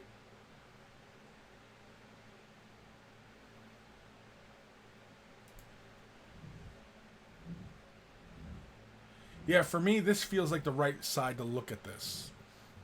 Because of the kitty cat. Because really, he's the third element, obviously, right? And he feels like he is what is defining the story. Because he, like, we see like a friar haggling with the peasant, right? And it's really the kitty cat who's the little star here.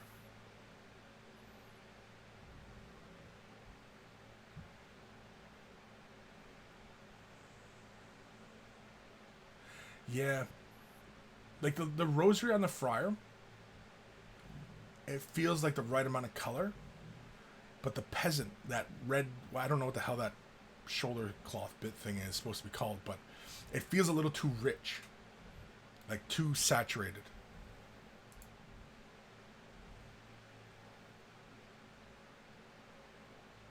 But otherwise, I don't see anything. I see nothing wrong with this. I mean, obviously, my opinion is a little bit nitpicky, but I think that's essentially it. Obviously, it's a done piece. It's done. I think it looks great.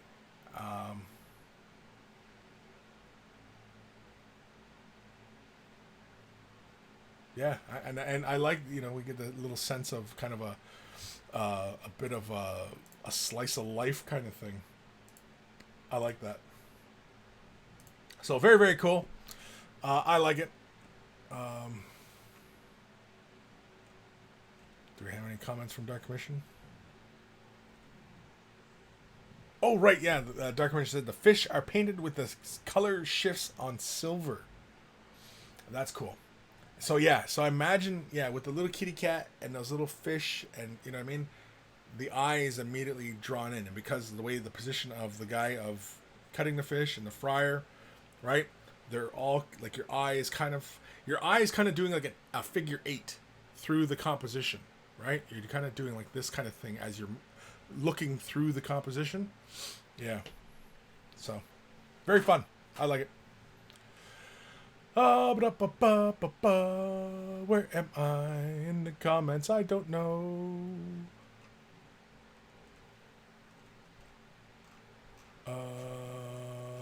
Eldari sent an email. Oh, did you? Did you? Oh, you did too. Oh, so did Dave. Dave sent an email. Dave's not here, man. Nathaniel, scene with full automatrix and hygienics from Asterix the Gull. That fish is not fresh. Village Brawl breaks out. Jabba's left nut. The straw looks great. Yes, the straw did look great. I liked it. I liked the whole vibe of it all. I liked it. Fire Drake 18. I made it. Did I win? Has contrast paints consumed us all? I don't know. Has contrast paints consumed us all?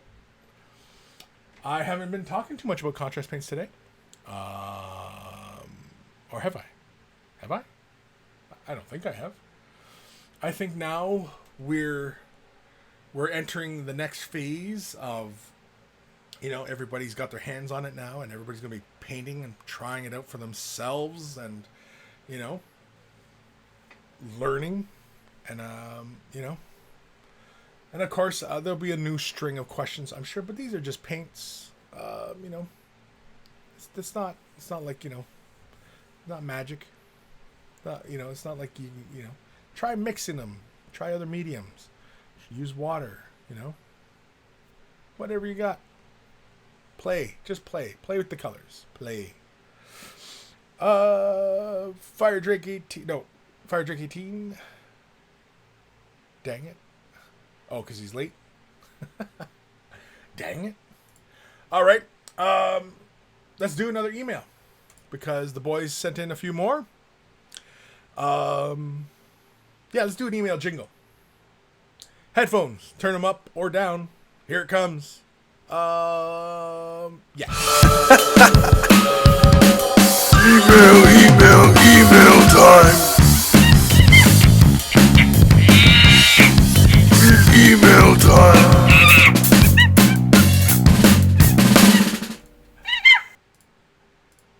I wonder if that actually like scared anybody. Why is that all the way over there like that? It should be like that. There we go. Actually, let's do it like that-ish. There we go. This one's from Zach, a.k.a. Eldari Lamborghini. Oh, mightiest of monkeys. Attached are a few pictures of that Black Library Commissar model, Severnaya Rain. The cast was fairly good for fine cast, but in a few spots it didn't turn out well, but ultimately it was a blast to paint. C and C is always appreciated. Cheers, Zach. And how do you pronounce the last name? Batiston? Is that how you pronounce it? I don't know if I've ever pronounced that properly. Name butcher. We'll just go with name butcher. So here's Zach's Commissar. Slapping it down. It's a fine cast model. I don't see any bubbles or anything like that. Did you fill them in? Did you fill in bubbles? Is that what you did?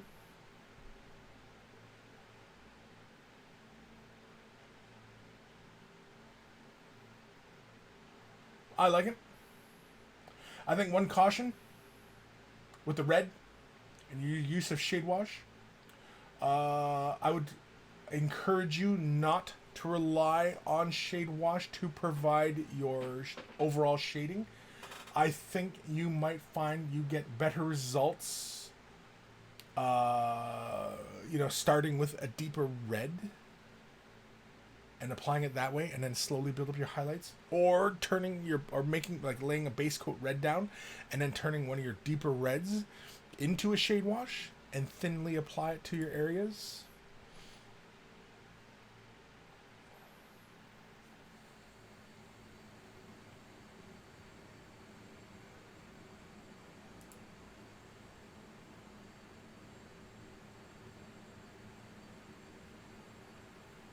What is that on the bolt gun casing?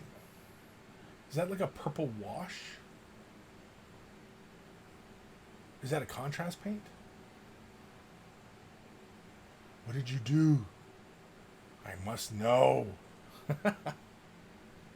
Really great work on the face. I think you could have probably used another teensy little highlight up. Just a bit. Not too much. It's clean. I like it. Yeah, what did you do for that bolt gun casing? What'd you do? It's a real cool looking model.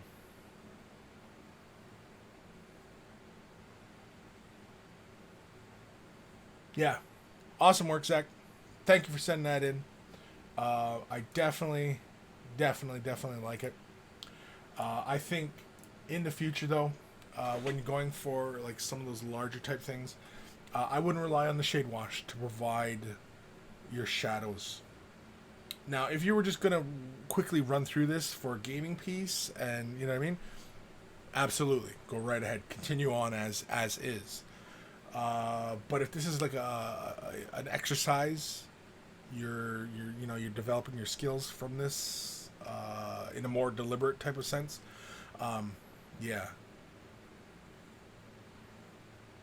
Especially since this is a character piece, it's a rare kind of model.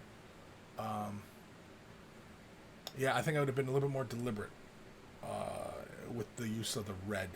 I wouldn't have let the shade wash provide all the shadow points. I think I would have started with a deeper red, or base coated a mid-tone red, turned a darker red into a shade wash and used it, like that.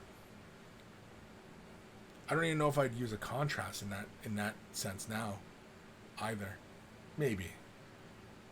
Hard to say. Again, it's all in what kind of mood, what kind of vibe I was going for. If I was going for a straight up kind of codex kind of look.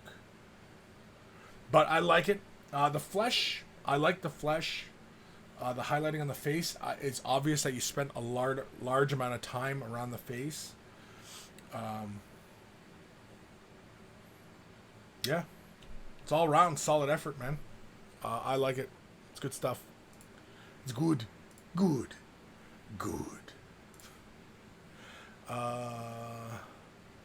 Eldari, the black is a little different in person. Okay. Dark Commission black leather looks nice and shiny. Yeah, I think that's the way he highlighted, and I think it's the way it finishes. I think it has a slight gloss to it, which adds to, like, especially for the boots, it makes the boots look really kind of like, shiny leather. Eldari, and mistakes were made with red. Oh. Yeah, I mean, like, to get a nice vibrant red, because the way some of the shadow, like I was looking at like the sash on the belt, it feels like there's too much shadow in there.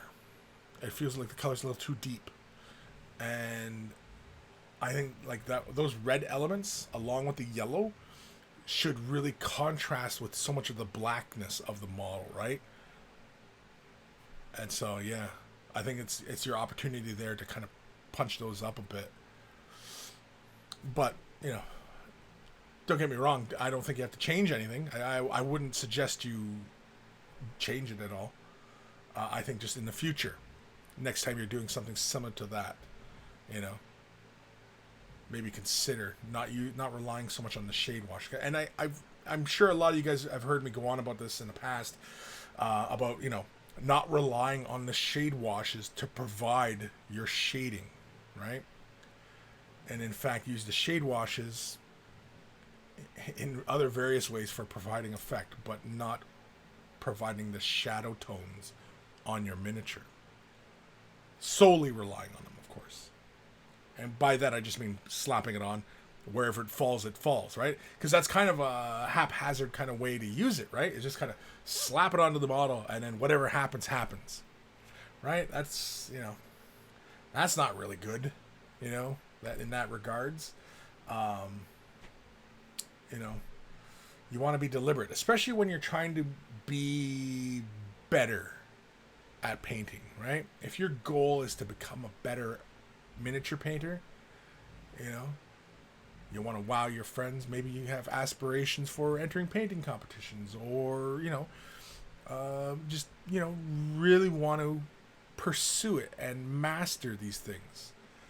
Then, yeah, the first habit to break from being a relative novice, a new person to miniature painting, is stop relying on the shade wash to provide your effects.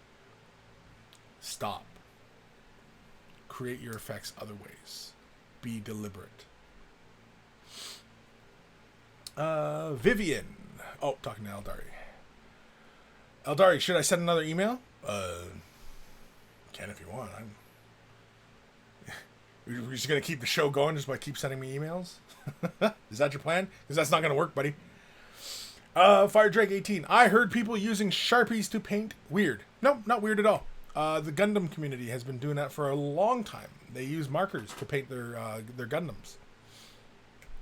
And technical pens. The small drafting technical pencils and pens. People have been using those, man, as far back as I can remember, because they were doing panel lining and black lining. When a lot of miniatures where a lot of black lining was going on, yeah, they were using the technical pens. It's been around for years. There right now, as far as I see the current state of miniature painting, very little has changed in about probably damn near 20 years, if not more. There's very few things that are new. Like as far as brush technique, as far as subject matters,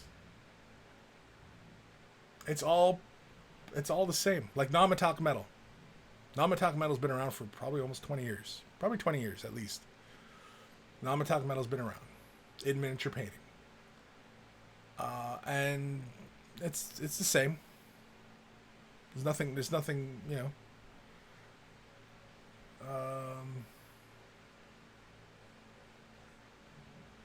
Yeah.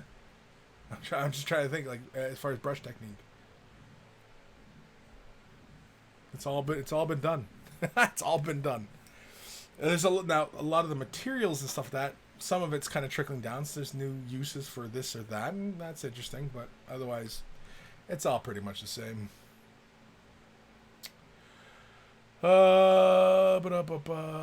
Nathaniel. Oh, he's talking to Fire Drake. Whatever. Eldari. Gosh darn, he knows me plan. Fire Drake 18. I never even thought of that. Thought of what? Using Sharpies? Sure. Why not? Yeah, a lot of Gundam people have been doing it for years. Using the markers. They even make markers specific for Gundam people. They're just markers. That's all it is. It's just markers. And they just color onto the model. You know. Matthew Hagen. I like to use shade washes like glazes. Yep. To up the contrast a bit. Apply it in super thin coat directly into the recesses to soften transitions. Exactly. Exactly. And that, even though, yes, you're still using the shade washes, but you're not really relying on it to create, like, because when you apply it heavily, right? You apply it and it falls within a recess. It creates a really deep tone, but along those edges, it creates a transition. You didn't do that. It did it, right?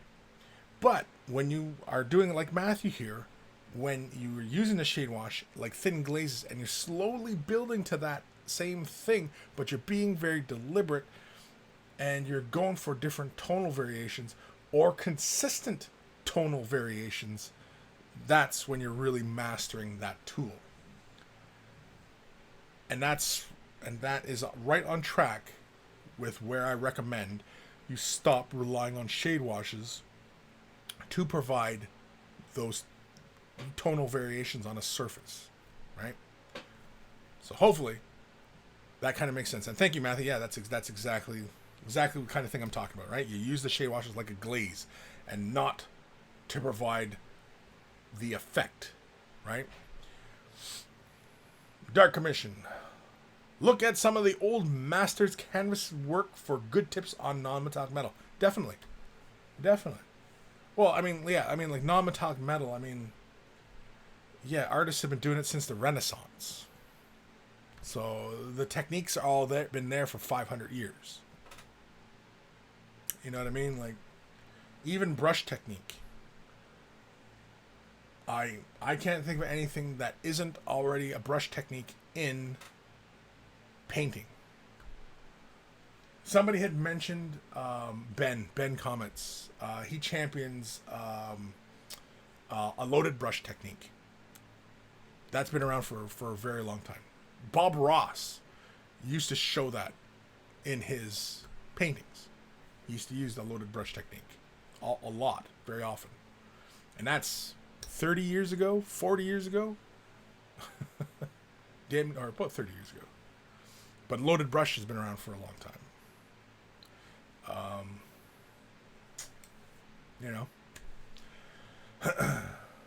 See, and when I start on this kind of line of thinking, that's when I start to question, is miniature painting art?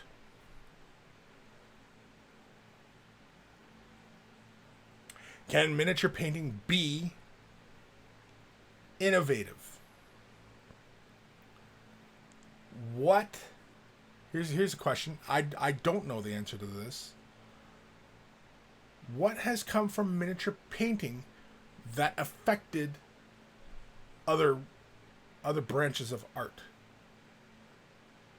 Yeah, that's it. Because miniature painting has been affected so heavily from other forms of art.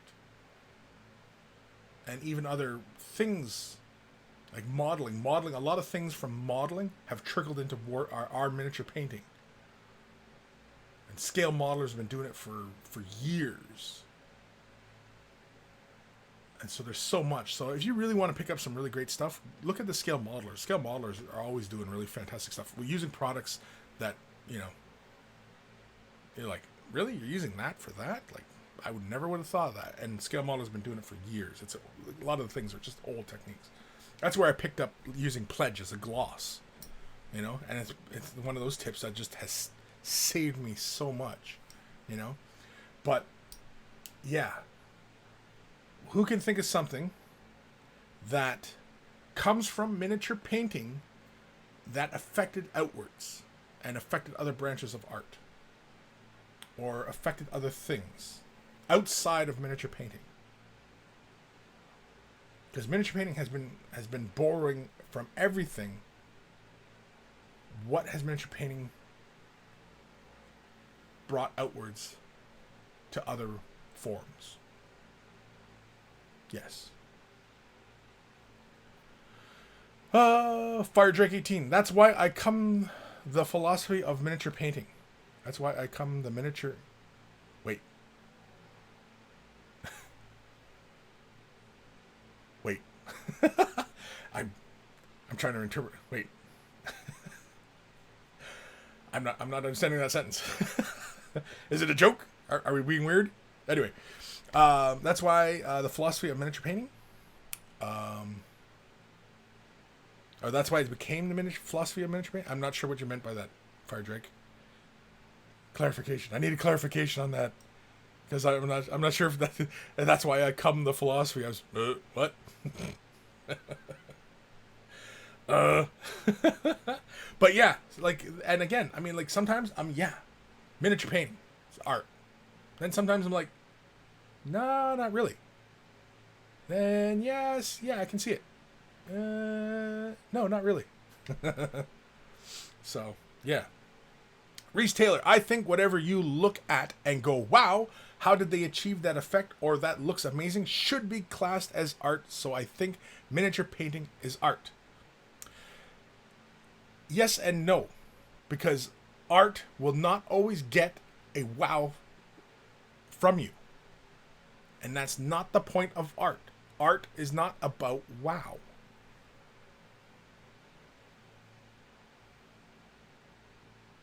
I can tell you right now, yeah, art is not about wow. If art was entirely wow, art would be very, very shallow, and our perception of what good art is would be very narrow. And in fact, that tells me that the perception of art is very narrow. But no, good art challenges you, can scare you, can make you sick, can disgust you. At any rate, it challenges you. Good art engages you.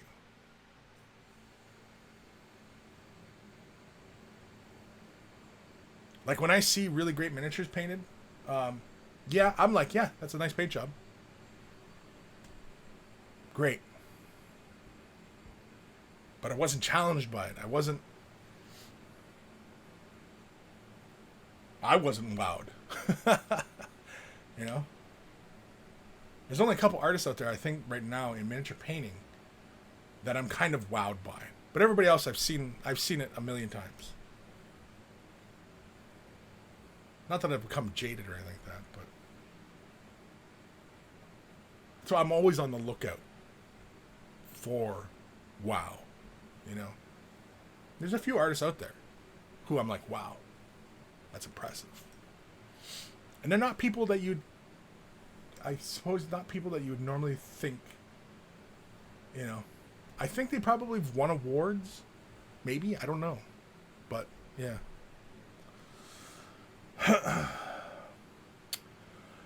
Ghost Starter Man Deluxe. Kris, what if one was to paint a portrait using a miniature style painting style?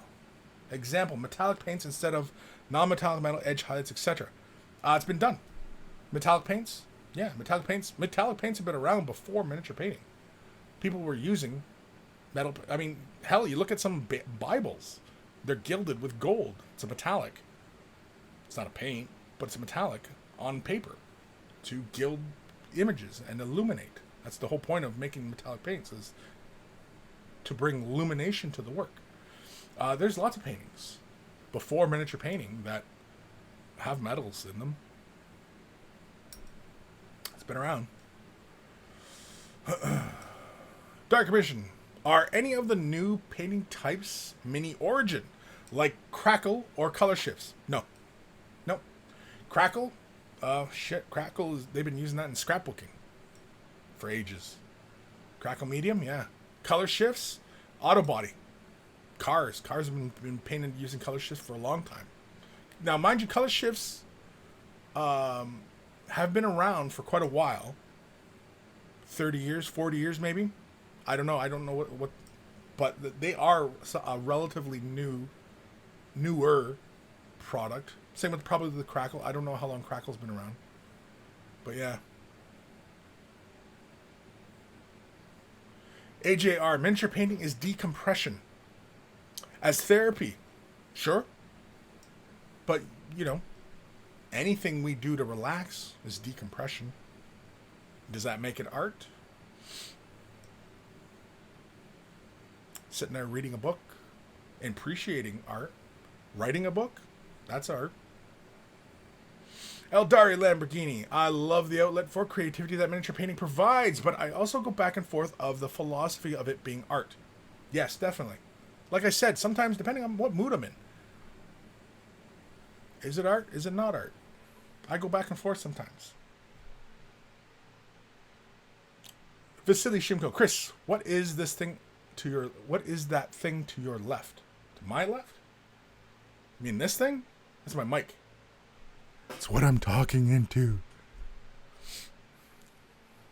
Dark Commission. Painting the larger scale busts and figures allows you more propensity for art as you have no scheme to follow, i.e., an ultramarine is always going to be the same across the world. True, right? True. But large scale figures and stuff like that, I mean...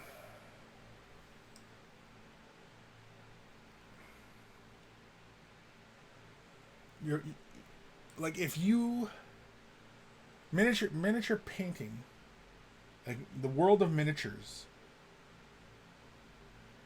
the real artists who are really employing their skills are the sculptors. And the sculptors don't get enough credit, because those are the real artists who are putting forth their visions. Be it Games Workshop, Privateer Press, Scale 75, whoever. Those guys and girls are the real artists within this community. As far as I'm concerned, they're the real artists.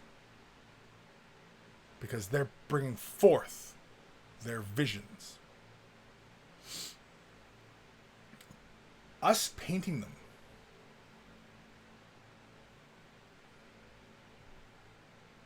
I don't know. Doesn't feel the same. Doesn't have the same oomph. Doesn't have the same impact.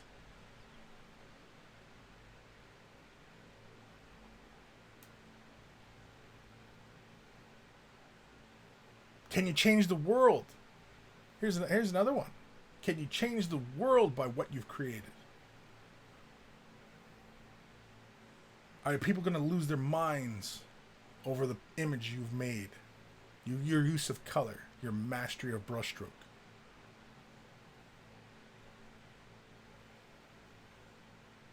I haven't seen it yet. There's hundreds and hundreds of great artists out there right now. Masters. But nothing they've created do I feel it belongs in the Louvre, in the Smithsonian.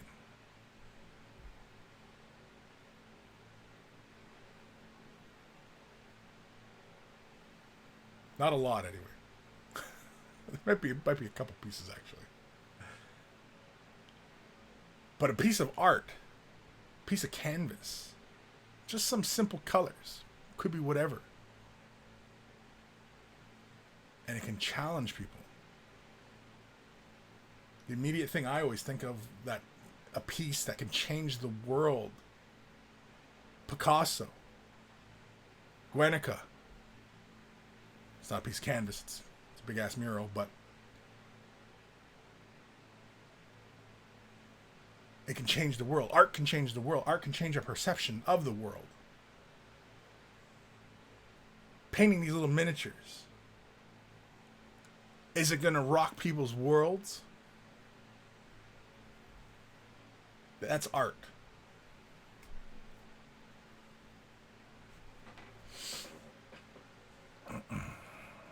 I'll let you ponder on that. Again, like I said, I sometimes say it is, sometimes I say it isn't.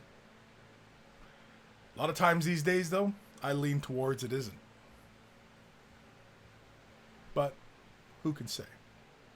George Hens over on Twitch. By your definition of art, art. All art is dead. No new art, just new tools. What? By your definition of art, all art is dead. No, art is never dead.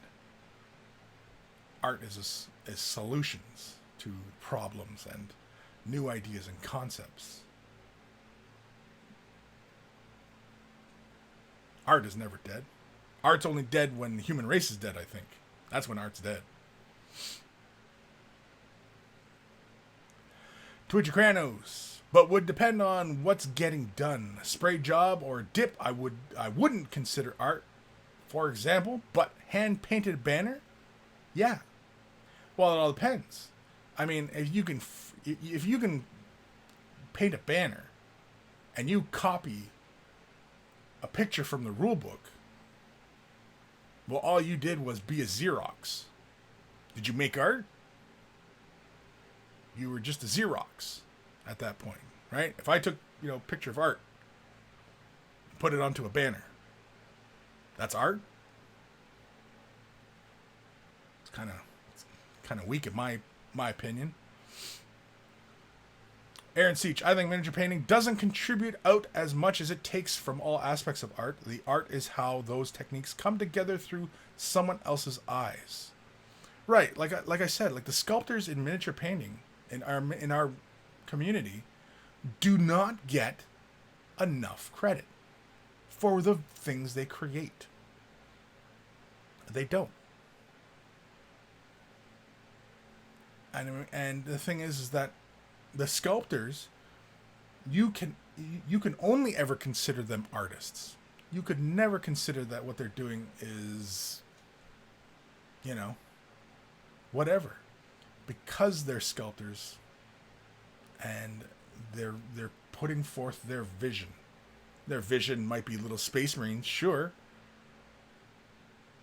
and sometimes it might feel a little cookie cutter, because in this day and age, this digital day and age we live in.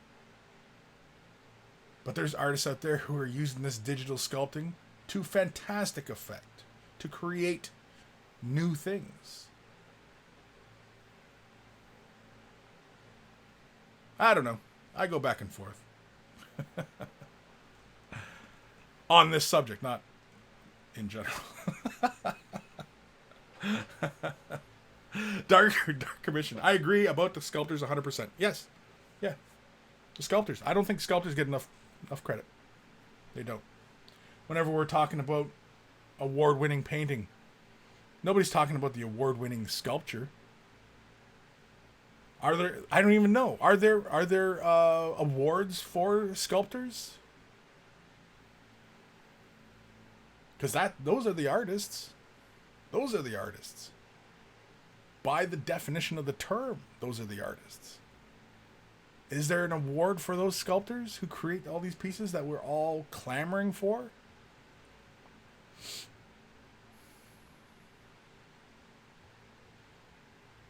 Dark Commission. Sometimes I wonder if I'm a colorist. Well, that's it, right?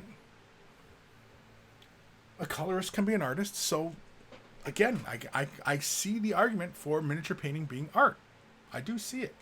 I do see it. Anyway. Vivian. Our art is the transformation of a thing created by another into a thing that matches our vision of what it should become. Right. That would be art.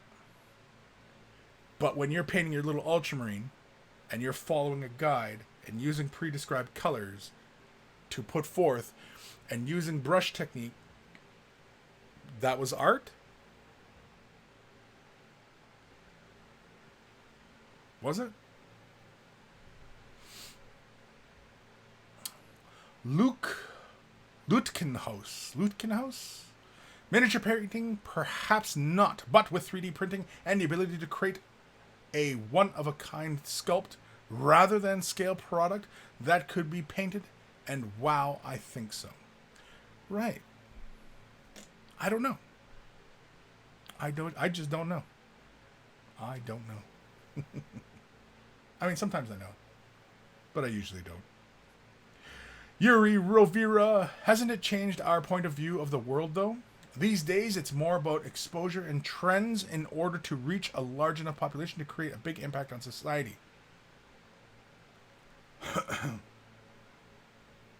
But hasn't it changed our point of view of the world, though? Miniatures? Like Warhammer 40,000? Are changed our view of the world? Possibly. Possibly. Because Warhammer 40,000, since Rogue Trader, has been a parody of our world. Warhammer 40,000, when you read the background and stuff, and you read, the old stuff of Warhammer 40,000, it's a parody. Even the universe, the Imperium of Man, it's a parody. It's a joke.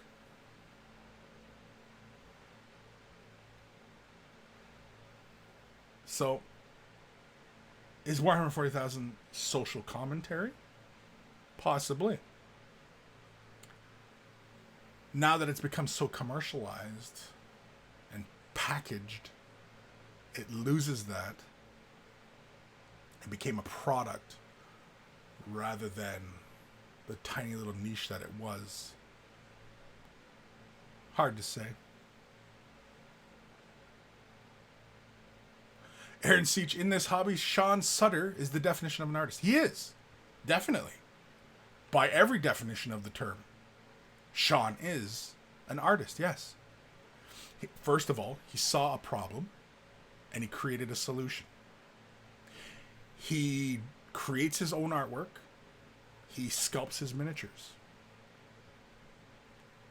Yeah, Sean is by every means an artist. Definitely. But what was left out?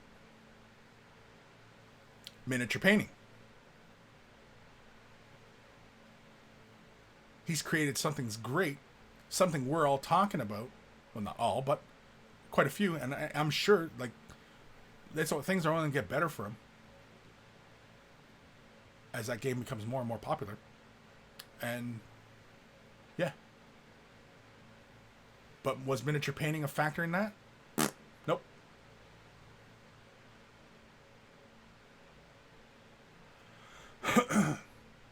Ruben Matnoff. Then again, there's multiple aspects of the hobby. Converting would classify as art by that definition.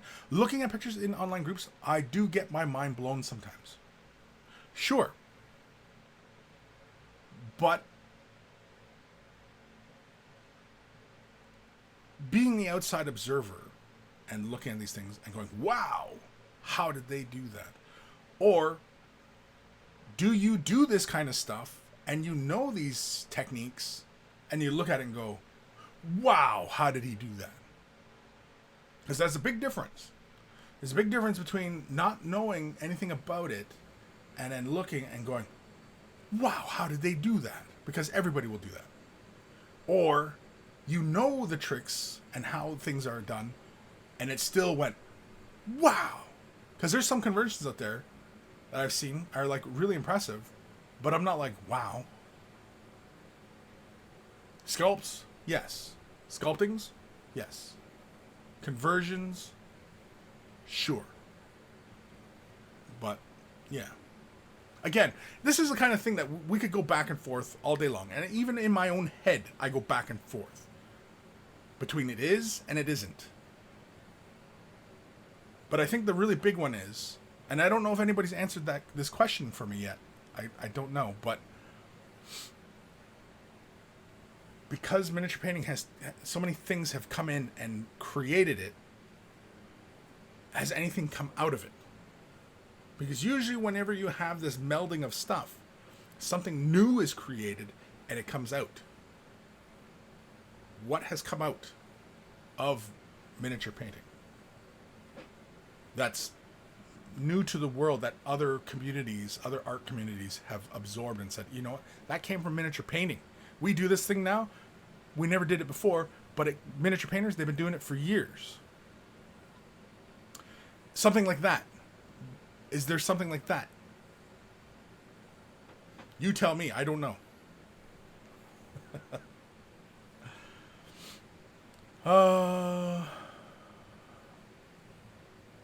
Vivian, is the person who colors the comic strip once it's been inked an artist? What about the man who inks and presses woodblock prints? Well, those are two different things. Because the one is a printmaker and the other one is a colorist. And we kind of sort of agreed that a colorist is an artist. That's why I said, and I lean towards miniature painting being colorists. And so it's an art, right? Like I said, I go back and forth with this. Fire Drake 18. Kit bashing and sculpting to create something unique I would consider art. Is it unique?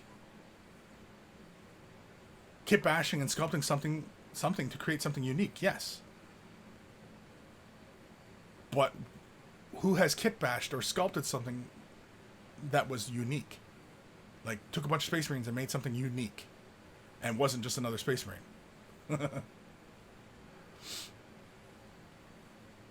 Yuri Rova, I meant certain artists work inside this hobby.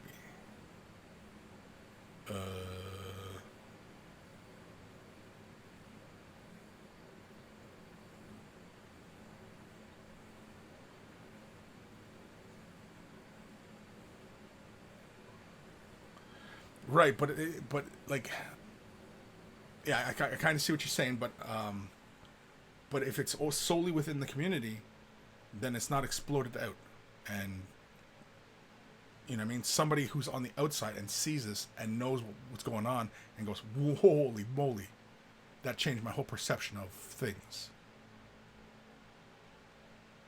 I don't think that's existed yet.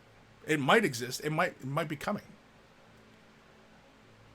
But again, I don't know. That's only if this is real art. In the broadest sense of art and how we all perceive art and artists. Which is actually pretty low, actually. Which is unfortunate. But anyway. The miniatures paintbrush. Would then playing 40k make you cynical due to it being a parody in nature? It would. And I'm sure a lot of the people who were into Rogue Trader and got into Warhammer 40,000, yeah, we're all cynical people. And the people who made it were probably pretty cynical. I'll bet you. I'd be willing to make that wager. Miniature paintbrush. What steps would you take to deconstruct another artist's work? What steps would I take to deconstruct another artist's work? Deconstruct it in what regards?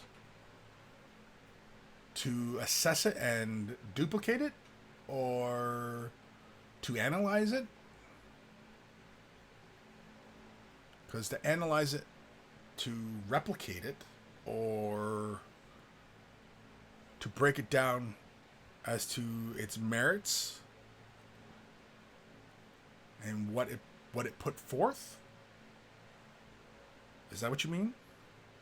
By deconstruct? I don't know. Ruben Matnoff. An argument could be made for neckbeards coming out of miniature gaming.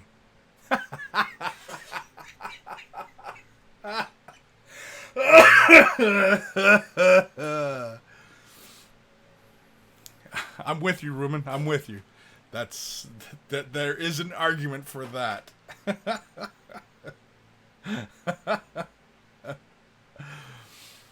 Vivian, it is always unique. Nobody can make that piece exactly the way you did at that time. The angle of your brush and the amount of paint you used, etc. Yes, that can be all duplicated. That totally can be duplicated. That can totally be duplicated. And in fact, when anybody who listens to my tutorials and watches my tutorials and watches the way I lay paint down and do things, you could totally duplicate it. That's why Bob Ross, that's why his pieces are not really in galleries, because he taught everybody how to paint just like him. People can duplicate his work. That's why, and there's so many fabrications of his work, because he showed everybody how to do his painting. And so when people watch my painting videos and you're learning from my painting videos, you're painting pretty much how I paint. You probably could duplicate my own stuff, the way I paint. Apparently I have a way of painting. I don't see my own way, but I've been told people can tell my work from other, whatever. But that goes for anybody else. You know, when you learn from, Ben Comments and how he paints a miniature, you're learning to paint like Ben. and not really like yourself. You're not learning the process and bringing forth your own technique and vision. You're just doing what Ben or myself or any miniature painting, Games Workshop, whatever. You're just doing what you were told how to do it. And as long as you do that, that's not art. Until you make the conscious effort to bust out and do something new and do something original and do something different, then sure, we can make the claim for art.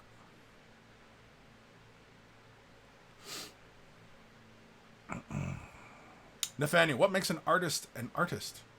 Is it an artistic streak, which even miniature painters have? Or is it the process of thoughts that go into the artwork? That's a chicken and the egg thing. Which is first, right? The inspiration or the execution? The miniature paintbrush. Do you reference scale miniature modeling and railroad techniques when you're approaching your paint? Sometimes. It all depends. Sometimes I'll learn something from somebody. It's been a while since I've picked up something new, but every once in a while it does occur. I store it up here, and if I ever need that solution, I come to it and I'll utilize it. You know, it's great to build up a vast repertoire of stuff, but you also have to employ it every once in a while. Otherwise, it doesn't, cement itself into your brain. But yeah. Carlo? Okay. Aaron Seach. Example of a conversion that was art. 2 years ago at Adepticon, the diorama of Manfred kneeling before Nagash. 2 models in production that I'm not sure a lot was cut and sculpted to make the diorama. Right. It was great. It was a great piece. And deserved every award it got. But is it something that would go in the Louvre? Is it something the Smithsonian says, yes, we have to preserve this for posterity, for the future of mankind? This has to be saved because this is the first example of this. That this is an original composition. This is an original what have you. Is it that? Then I think you'll have your answer.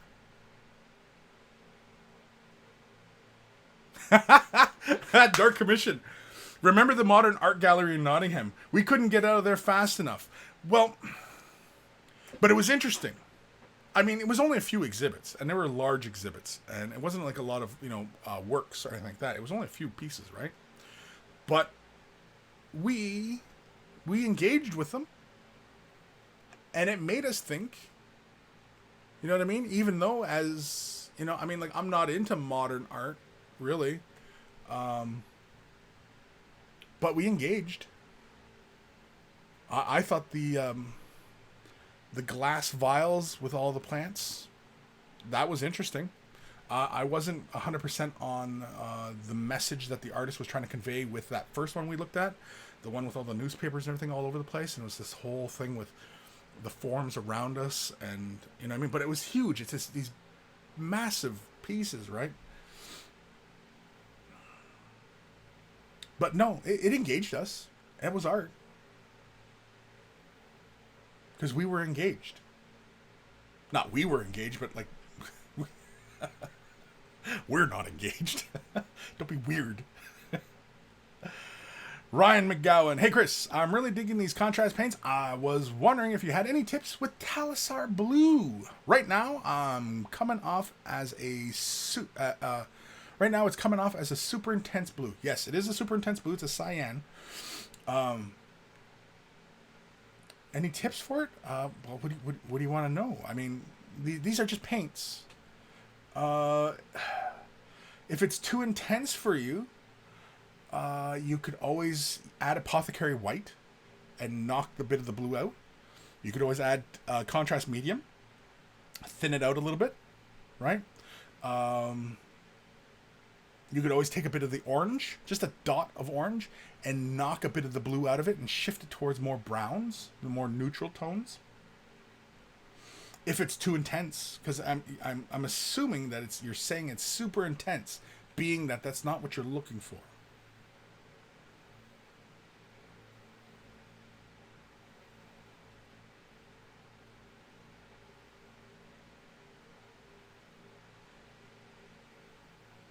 But yeah, you try any of those things.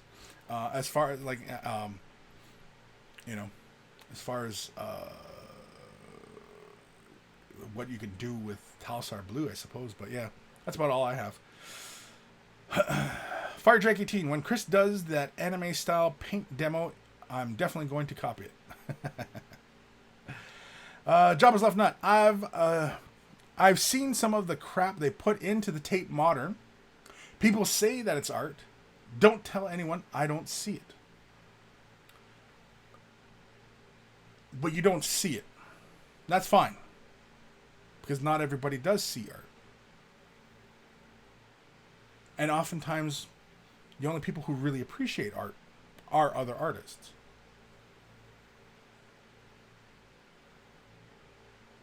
And it all depends on subject matter. If the subject matter didn't engage you, then you're not going to think about it. You know what I mean? Like if you saw something that looked, like a spilt bottle of paint with a banana, and there was, it was like in a semicircle with a baby's hand. I mean, you wouldn't know what that was. And so you look at it and go, what the hell am I looking at? And if that's your first thought, then yeah, you're not going to really think about the piece. You're not going to think about what the message is, what the artist was trying to convey. Right? I just made that up. That's not an actual thing. I don't think it is. But that's my point. If you're not going to see it, and you already do not see the underlining meaning behind things we do and see and what, yeah, some art might not engage you.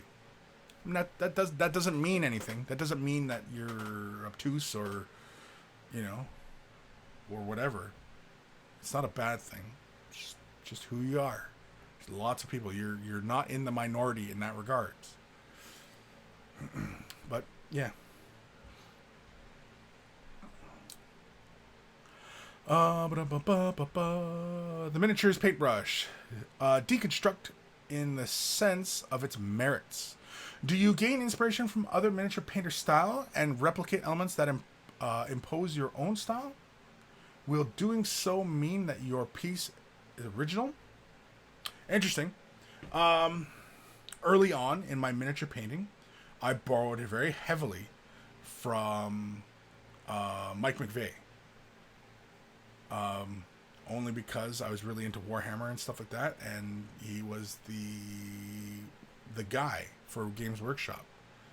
And so my painting style was very heavily influenced by his painting style. But I never saw any live demonstrations of his painting. I only had his written word, if it was even his words, as far as what to accomplish, how to achieve a certain thing.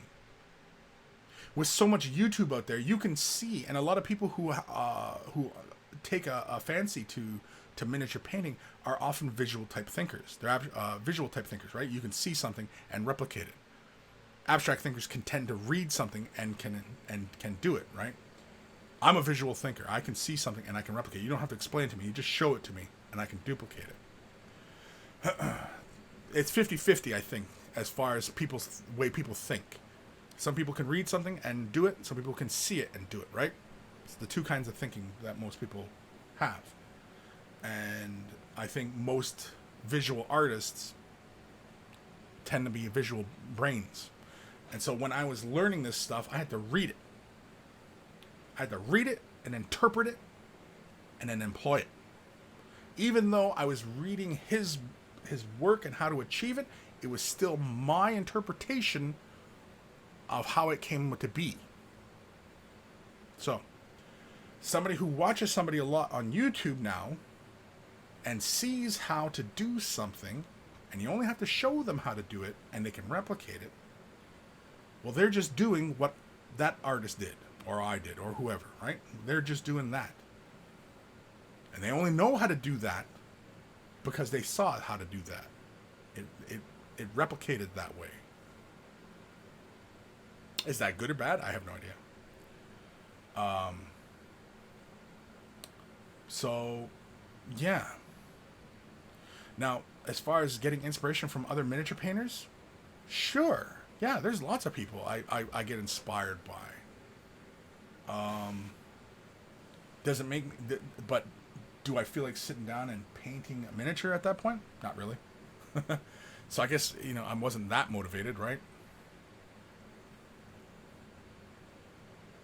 Yeah. Interesting. I don't know. It's something I would really have to consider. And like, I don't know. We would have to sit down and like kind of pick an artist and just start deconstructing their work and like what they did and yeah. Ryan McGowan. Thank you. The orange and gray are a great idea. Okay, excellent. I'm glad that helped. Dark Vision. I like the hanging glass plants from an aesthetic point of view, but what it meant, your guess is as good as mine. And that's it. And that's it. Right? It's kind of like the ending to 2001: Space Odyssey. What does the ending mean? Don't know. Not sure. Right? Lots of interpretations of it. Lots of people talking about it.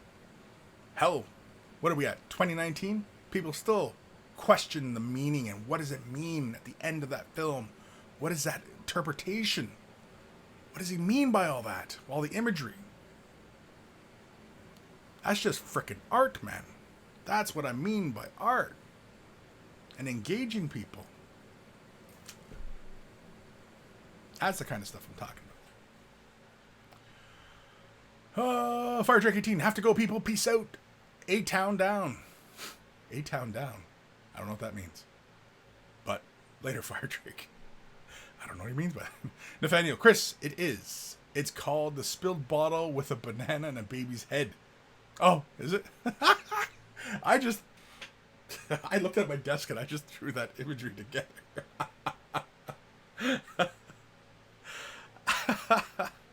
I don't think I said baby's head, though. I said a baby's hand. Or maybe I have seen that piece and it was just sitting there subconsciously. I don't know. Twitchy Kratos. The meaning behind the baby hand, banana, and the spilled bottle is to make you consider all those who have children who will distract and cause you to slip up and spill your null oil. Rip. Yeah, pretty much. Oh, shit. Dark Commission. I came to the conclusion recently that I'm striving for photorealism in my painting. Excellent, yeah. I mean, for your miniatures and stuff like that, yeah, for your painting, or even for your painting, I don't know. Sure. Having a goal. There's nothing wrong with having a goal. Where you want to go. Sure. I mean, I have ideas for my canvases, and, I there's all sorts of places I can go. Realism isn't one of them. I'm not interested in it. I'm more in my actual artwork, not miniature painting. I don't consider, like, again, I'm going back and forth again, but my canvas work, which I consider my actual artwork, because it's something I've given birth to from beginning, rather than a miniature. I'm just kind of, I painted it. My canvas work, though, I'm more interested in symbols, the importance of symbolism, and how they shape our thoughts and our ideas. How a complex idea can be distilled into one little grain of sand, and yet that little grain of sand, as soon as you encounter it, it can convey all those ideas back to you, and yet, like an hourglass shape, all those ideas formulate into one central point, which is the icon, and then from the icon outwards, it propagates its idea. That to me is interesting. That to me is something to explore.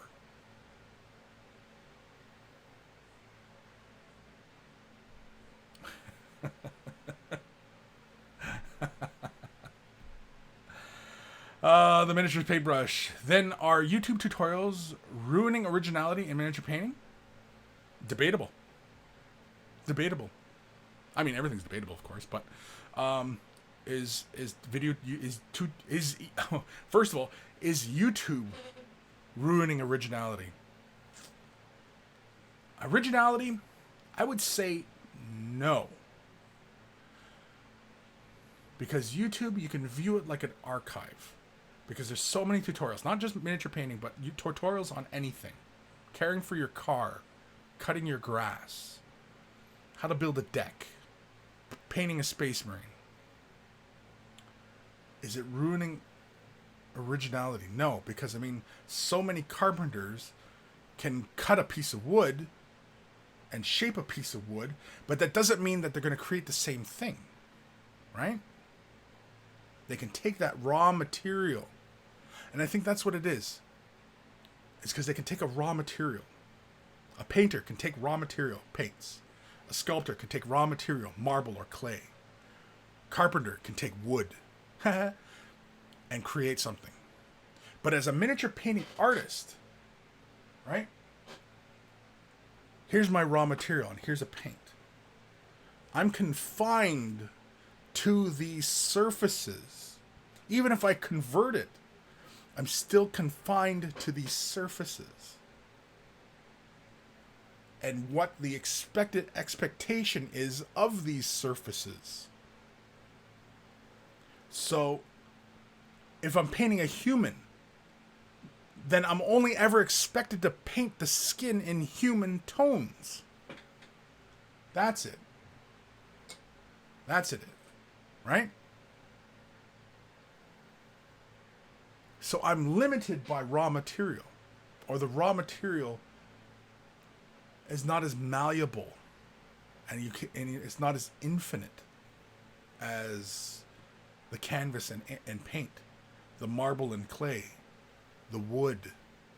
Right?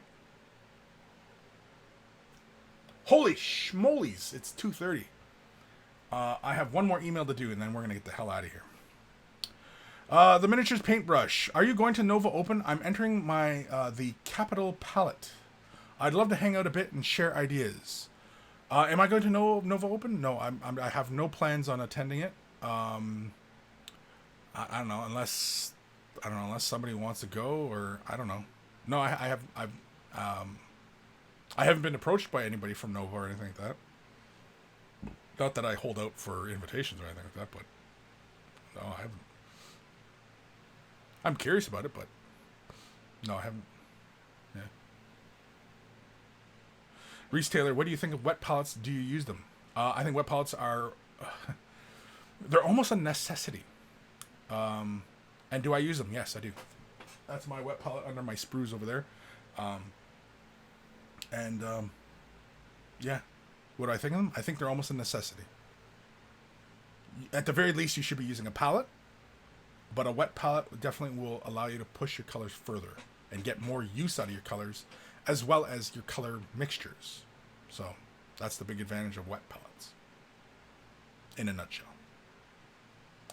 Aaron Seach, tutorials give you techniques, tools to use to create. Like Bob Ross said, we don't teach you to copy, we teach you your technique and then turn you loose on the world. Yes, exactly. Exactly. But because his technique was so duplicatable, that's there are a lot of Bob Ross fakes out there. So, you know, which ultimately kind of devalues his work, really. Which is why I remember when we were talking. Well, you had posted the thing about him getting being in the museum, and it's a long time coming. Yet I can see why it took a long time. I do see why it took a long time, but yes, his artwork should have been. His work actually should probably be in the Library of Congress. His work should be in there because it should be in there because it's Americana. Just very simply, So yeah. But yes, we are going to do one last email and then we're going to get the hell out of here. Not the hell out of here, but yeah. So if you got headphones on, turn them up or down because here it comes. Email time. Email time.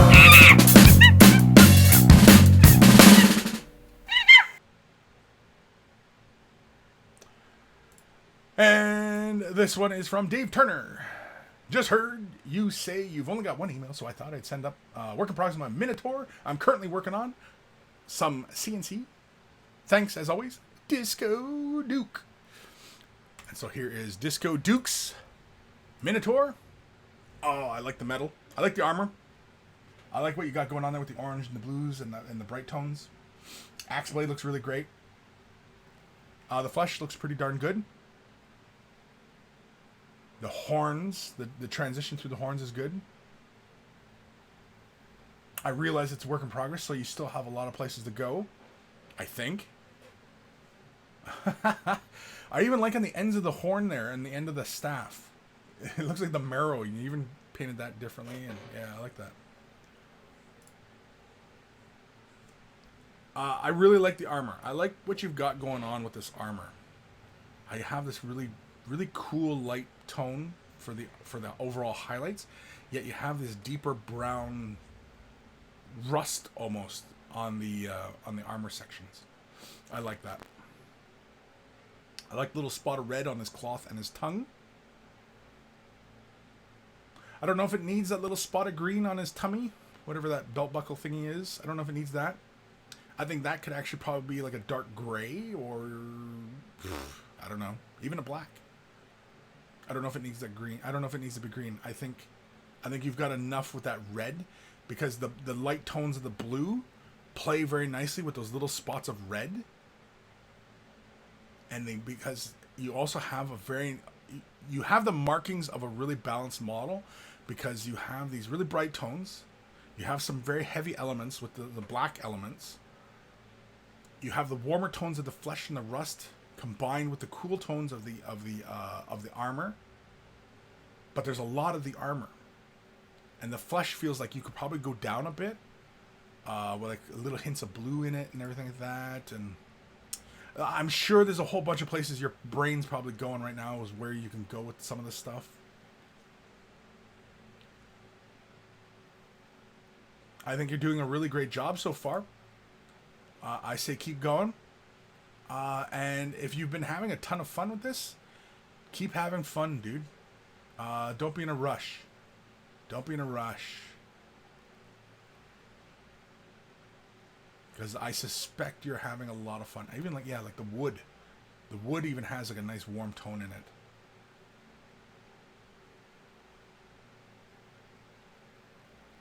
Yeah, I think that belt buckle, I don't know if that needs to be green. I suspect it doesn't. If you feel like visually you need some green there, I would leave it until you were doing the base. If you really feel like you need green in there, yeah, I would save it for the base. Some light green tones mixed in, like some moss or something like that, in the rocks, painting the stones with like a gray and a green, something along those lines, right? But I dig where you're going with this, man. And I'm looking forward to your next update because, yeah, I'm sure it's going to be a lot of fun. So, yeah, I think we are done. We're done, right? Any other pressing comments? Disco Duke, I'm going for an albino look. Okay. Gonna go snow scene also. Okay. So you're going to do snow. So, you can leave the green belt buckle if you want. Go right ahead. It's your model. But yeah, I don't know if it really needs it though.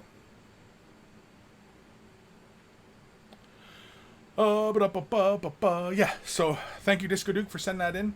Awesome stuff. And for everybody else out there, if you're attending live, you can ask your questions in the chat. You can also send your question to Kris@miniwargaming.com. It's in the description below, like somewhere around here. Over here. Probably around, right just down here from here, I think. Send your questions to Kris@miniwargaming.com, and I'll read them on the show. I always try to make sure I read everybody's email. I've been really good this year, and I think in the year some, that I have kept up with the emails. Years previous, I fell way behind on emails. I'd be like 20 emails behind and stuff. Really bad. Bad, Kris. Bad. Of course, also in the description below is a link to wayofthebrush.com. It is a central hub of all the cinemas. Has all the Instagram links. It has links for the Discord. Discord's been fantastic. It's a great way to stay in touch. And we also keep the conversations rolling there pretty much 24/7, as the monkeys are all over the planet and, different time zones. And so it's really fantastic. It's been great. It's been a lot of fun. Also, wayofthebrush.com also has links for t-shirts. Want to get yourself a shirt? Look like a connoisseur of all that is good and holy in this world. They're wearing a Way of the Brush t-shirt. Of course, for everybody who's purchased a shirt, send a picture of yourself in your shirt, and I will add it to the Monkey Shrine, which is also a link somewhere up here if you're on the website. Because, hey, who doesn't want to look at themselves in a monkey shirt? Well, not in a monkey shirt, but you know what I mean. Also, on wayofthebrush.com is links for Patreon support. A huge thank you to all my patrons who currently support me. Without their support, a lot of these upgrades, upkeeps wouldn't be possible. I just wouldn't be bothered. And so, without their support, I wouldn't make the improvements and upgrades and, equipment and all these things just wouldn't happen. And so, they really are the reason that this show gets better and better all the time. And so, a huge thank you to everybody that currently supports. And if you're considering Patreon support, I only ever charge per episode of Way of the Brush. So I only do this show every Saturday. So it's once a week. How many weeks in a month? And I think you kind of know what you're going to get yourself into there, right? I do produce other videos, but I don't ever charge for those. So, yeah. So I'm not asking for much. I don't ask for much. I'm not even really asking for much. At all. And of course, if you're not able to support monetarily, you can also click the thumbs up, ring the bell, subscribe, follow if you're on Twitch, subscribe, and share. Sharing the video as well. It's another big one, sharing the video. So when people are having trouble and you say, hey, I'm looking for painting tips, and you say, hey, you know what? I know this guy right here. Bang. I listen to him, blather on about this and that. He might be able to help you out as well. So, just helps build more monkeys. And, more monkeys is always better, no? No? Maybe? As well as patron support, a big thank you to Guymere Alfer, a.k.a. Carl, a.k.a. Beer and Blood Bowl. That's his YouTube channel. Check him out if you love yourself some beer and you love yourself some Blood Bowl. Really fun channel. Playing Blood Bowl all the time. When I was in the UK, I really wish I could have got to meet Guymere, Carl. But unfortunately, it wasn't to be. Like ships in the night. It's always a big thank you to Carl for taking the time out of his busy day to create the email jingles that plays before the email segments of the show. So a big thank you to him. Yeah. Was there any other pressing matters? Space Cloud. Hello, everyone. Hello, Space Cloud. It looks like you're joining us just as I'm getting out of here. So you're a little late. You're a little late, Space Cloud. Yeah. So, I think we're done, right? That's the ending spiel. We're done. No pressing questions, right? So I want to thank everybody for sending emails. I want to thank you guys for tuning in today. Thanks guys for engaging in conversation. And yeah, I don't know. Let me know what you guys think down below. For anybody who's watching after the fact, let me know down below whether or not miniature painting really is art. If you've listened to the points I've talked about today, let me know. And even if you disagree with me, that is fine. That's fine. I'm a big boy. I can handle disagreement. But as long as it's, mostly constructive and, we're going somewhere with it. We're going to resolve it somehow, right? If it's just, no, you're wrong. Oh, yeah, I'm wrong? How? How am I wrong? No, you're wrong because you're an idiot. That doesn't help. That doesn't help. You might be right, but it doesn't help. Alrighty, let's get the hell out of here. Let's enjoy the rest of our Saturday. Let's get some miniatures painted, or let's cross some stuff off the honeydew list. Either way, take care of your brushes. They'll take care of you, and I will see you guys next week. Oh, you know what? I might not see you guys next week, or maybe next Saturday. because I think next Saturday, I think I'm doing a judging for a painting competition. So, yeah. I think. Is that next week? I can't remember. Oh, well. Yeah. Let's get the hell out of here.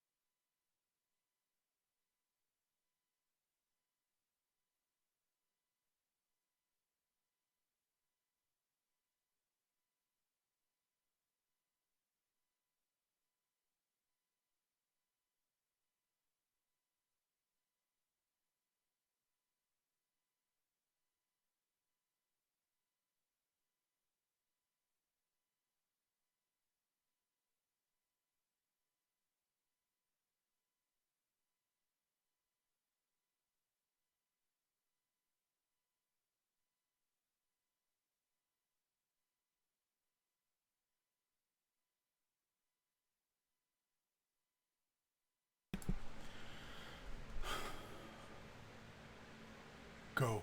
Do something productive. For God's sakes. Hanging out here. What are you still on the stream for? Go. Go do something. Be productive. Shoo. It's getting hot in my basement. Getting kind of sweaty. Kind of greasy.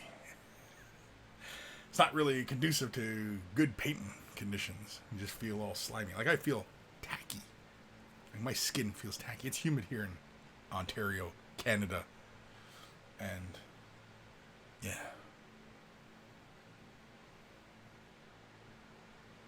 Should I just leave this running and I'm just going to sit here and start working on miniatures? This is me working on miniatures. Look like a puppet. Anybody excited for that Dark Crystal movie? I'm excited for. Is it a series or a movie? New Dark Crystal? Resistance? I'm excited for that. I can't wait for that.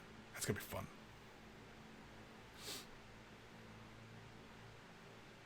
What else? What else is coming out?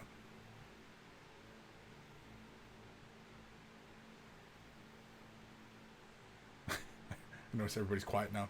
It's usually at the end here, we just usually peter off right into, everybody's gone. It's like, hey, what the heck? Anyway, okay, I'm out of here. Enough goofing around. Go. Be productive. Do something. Create art. If you're an artist or not, go do something. Be creative. Make it happen. Make it so.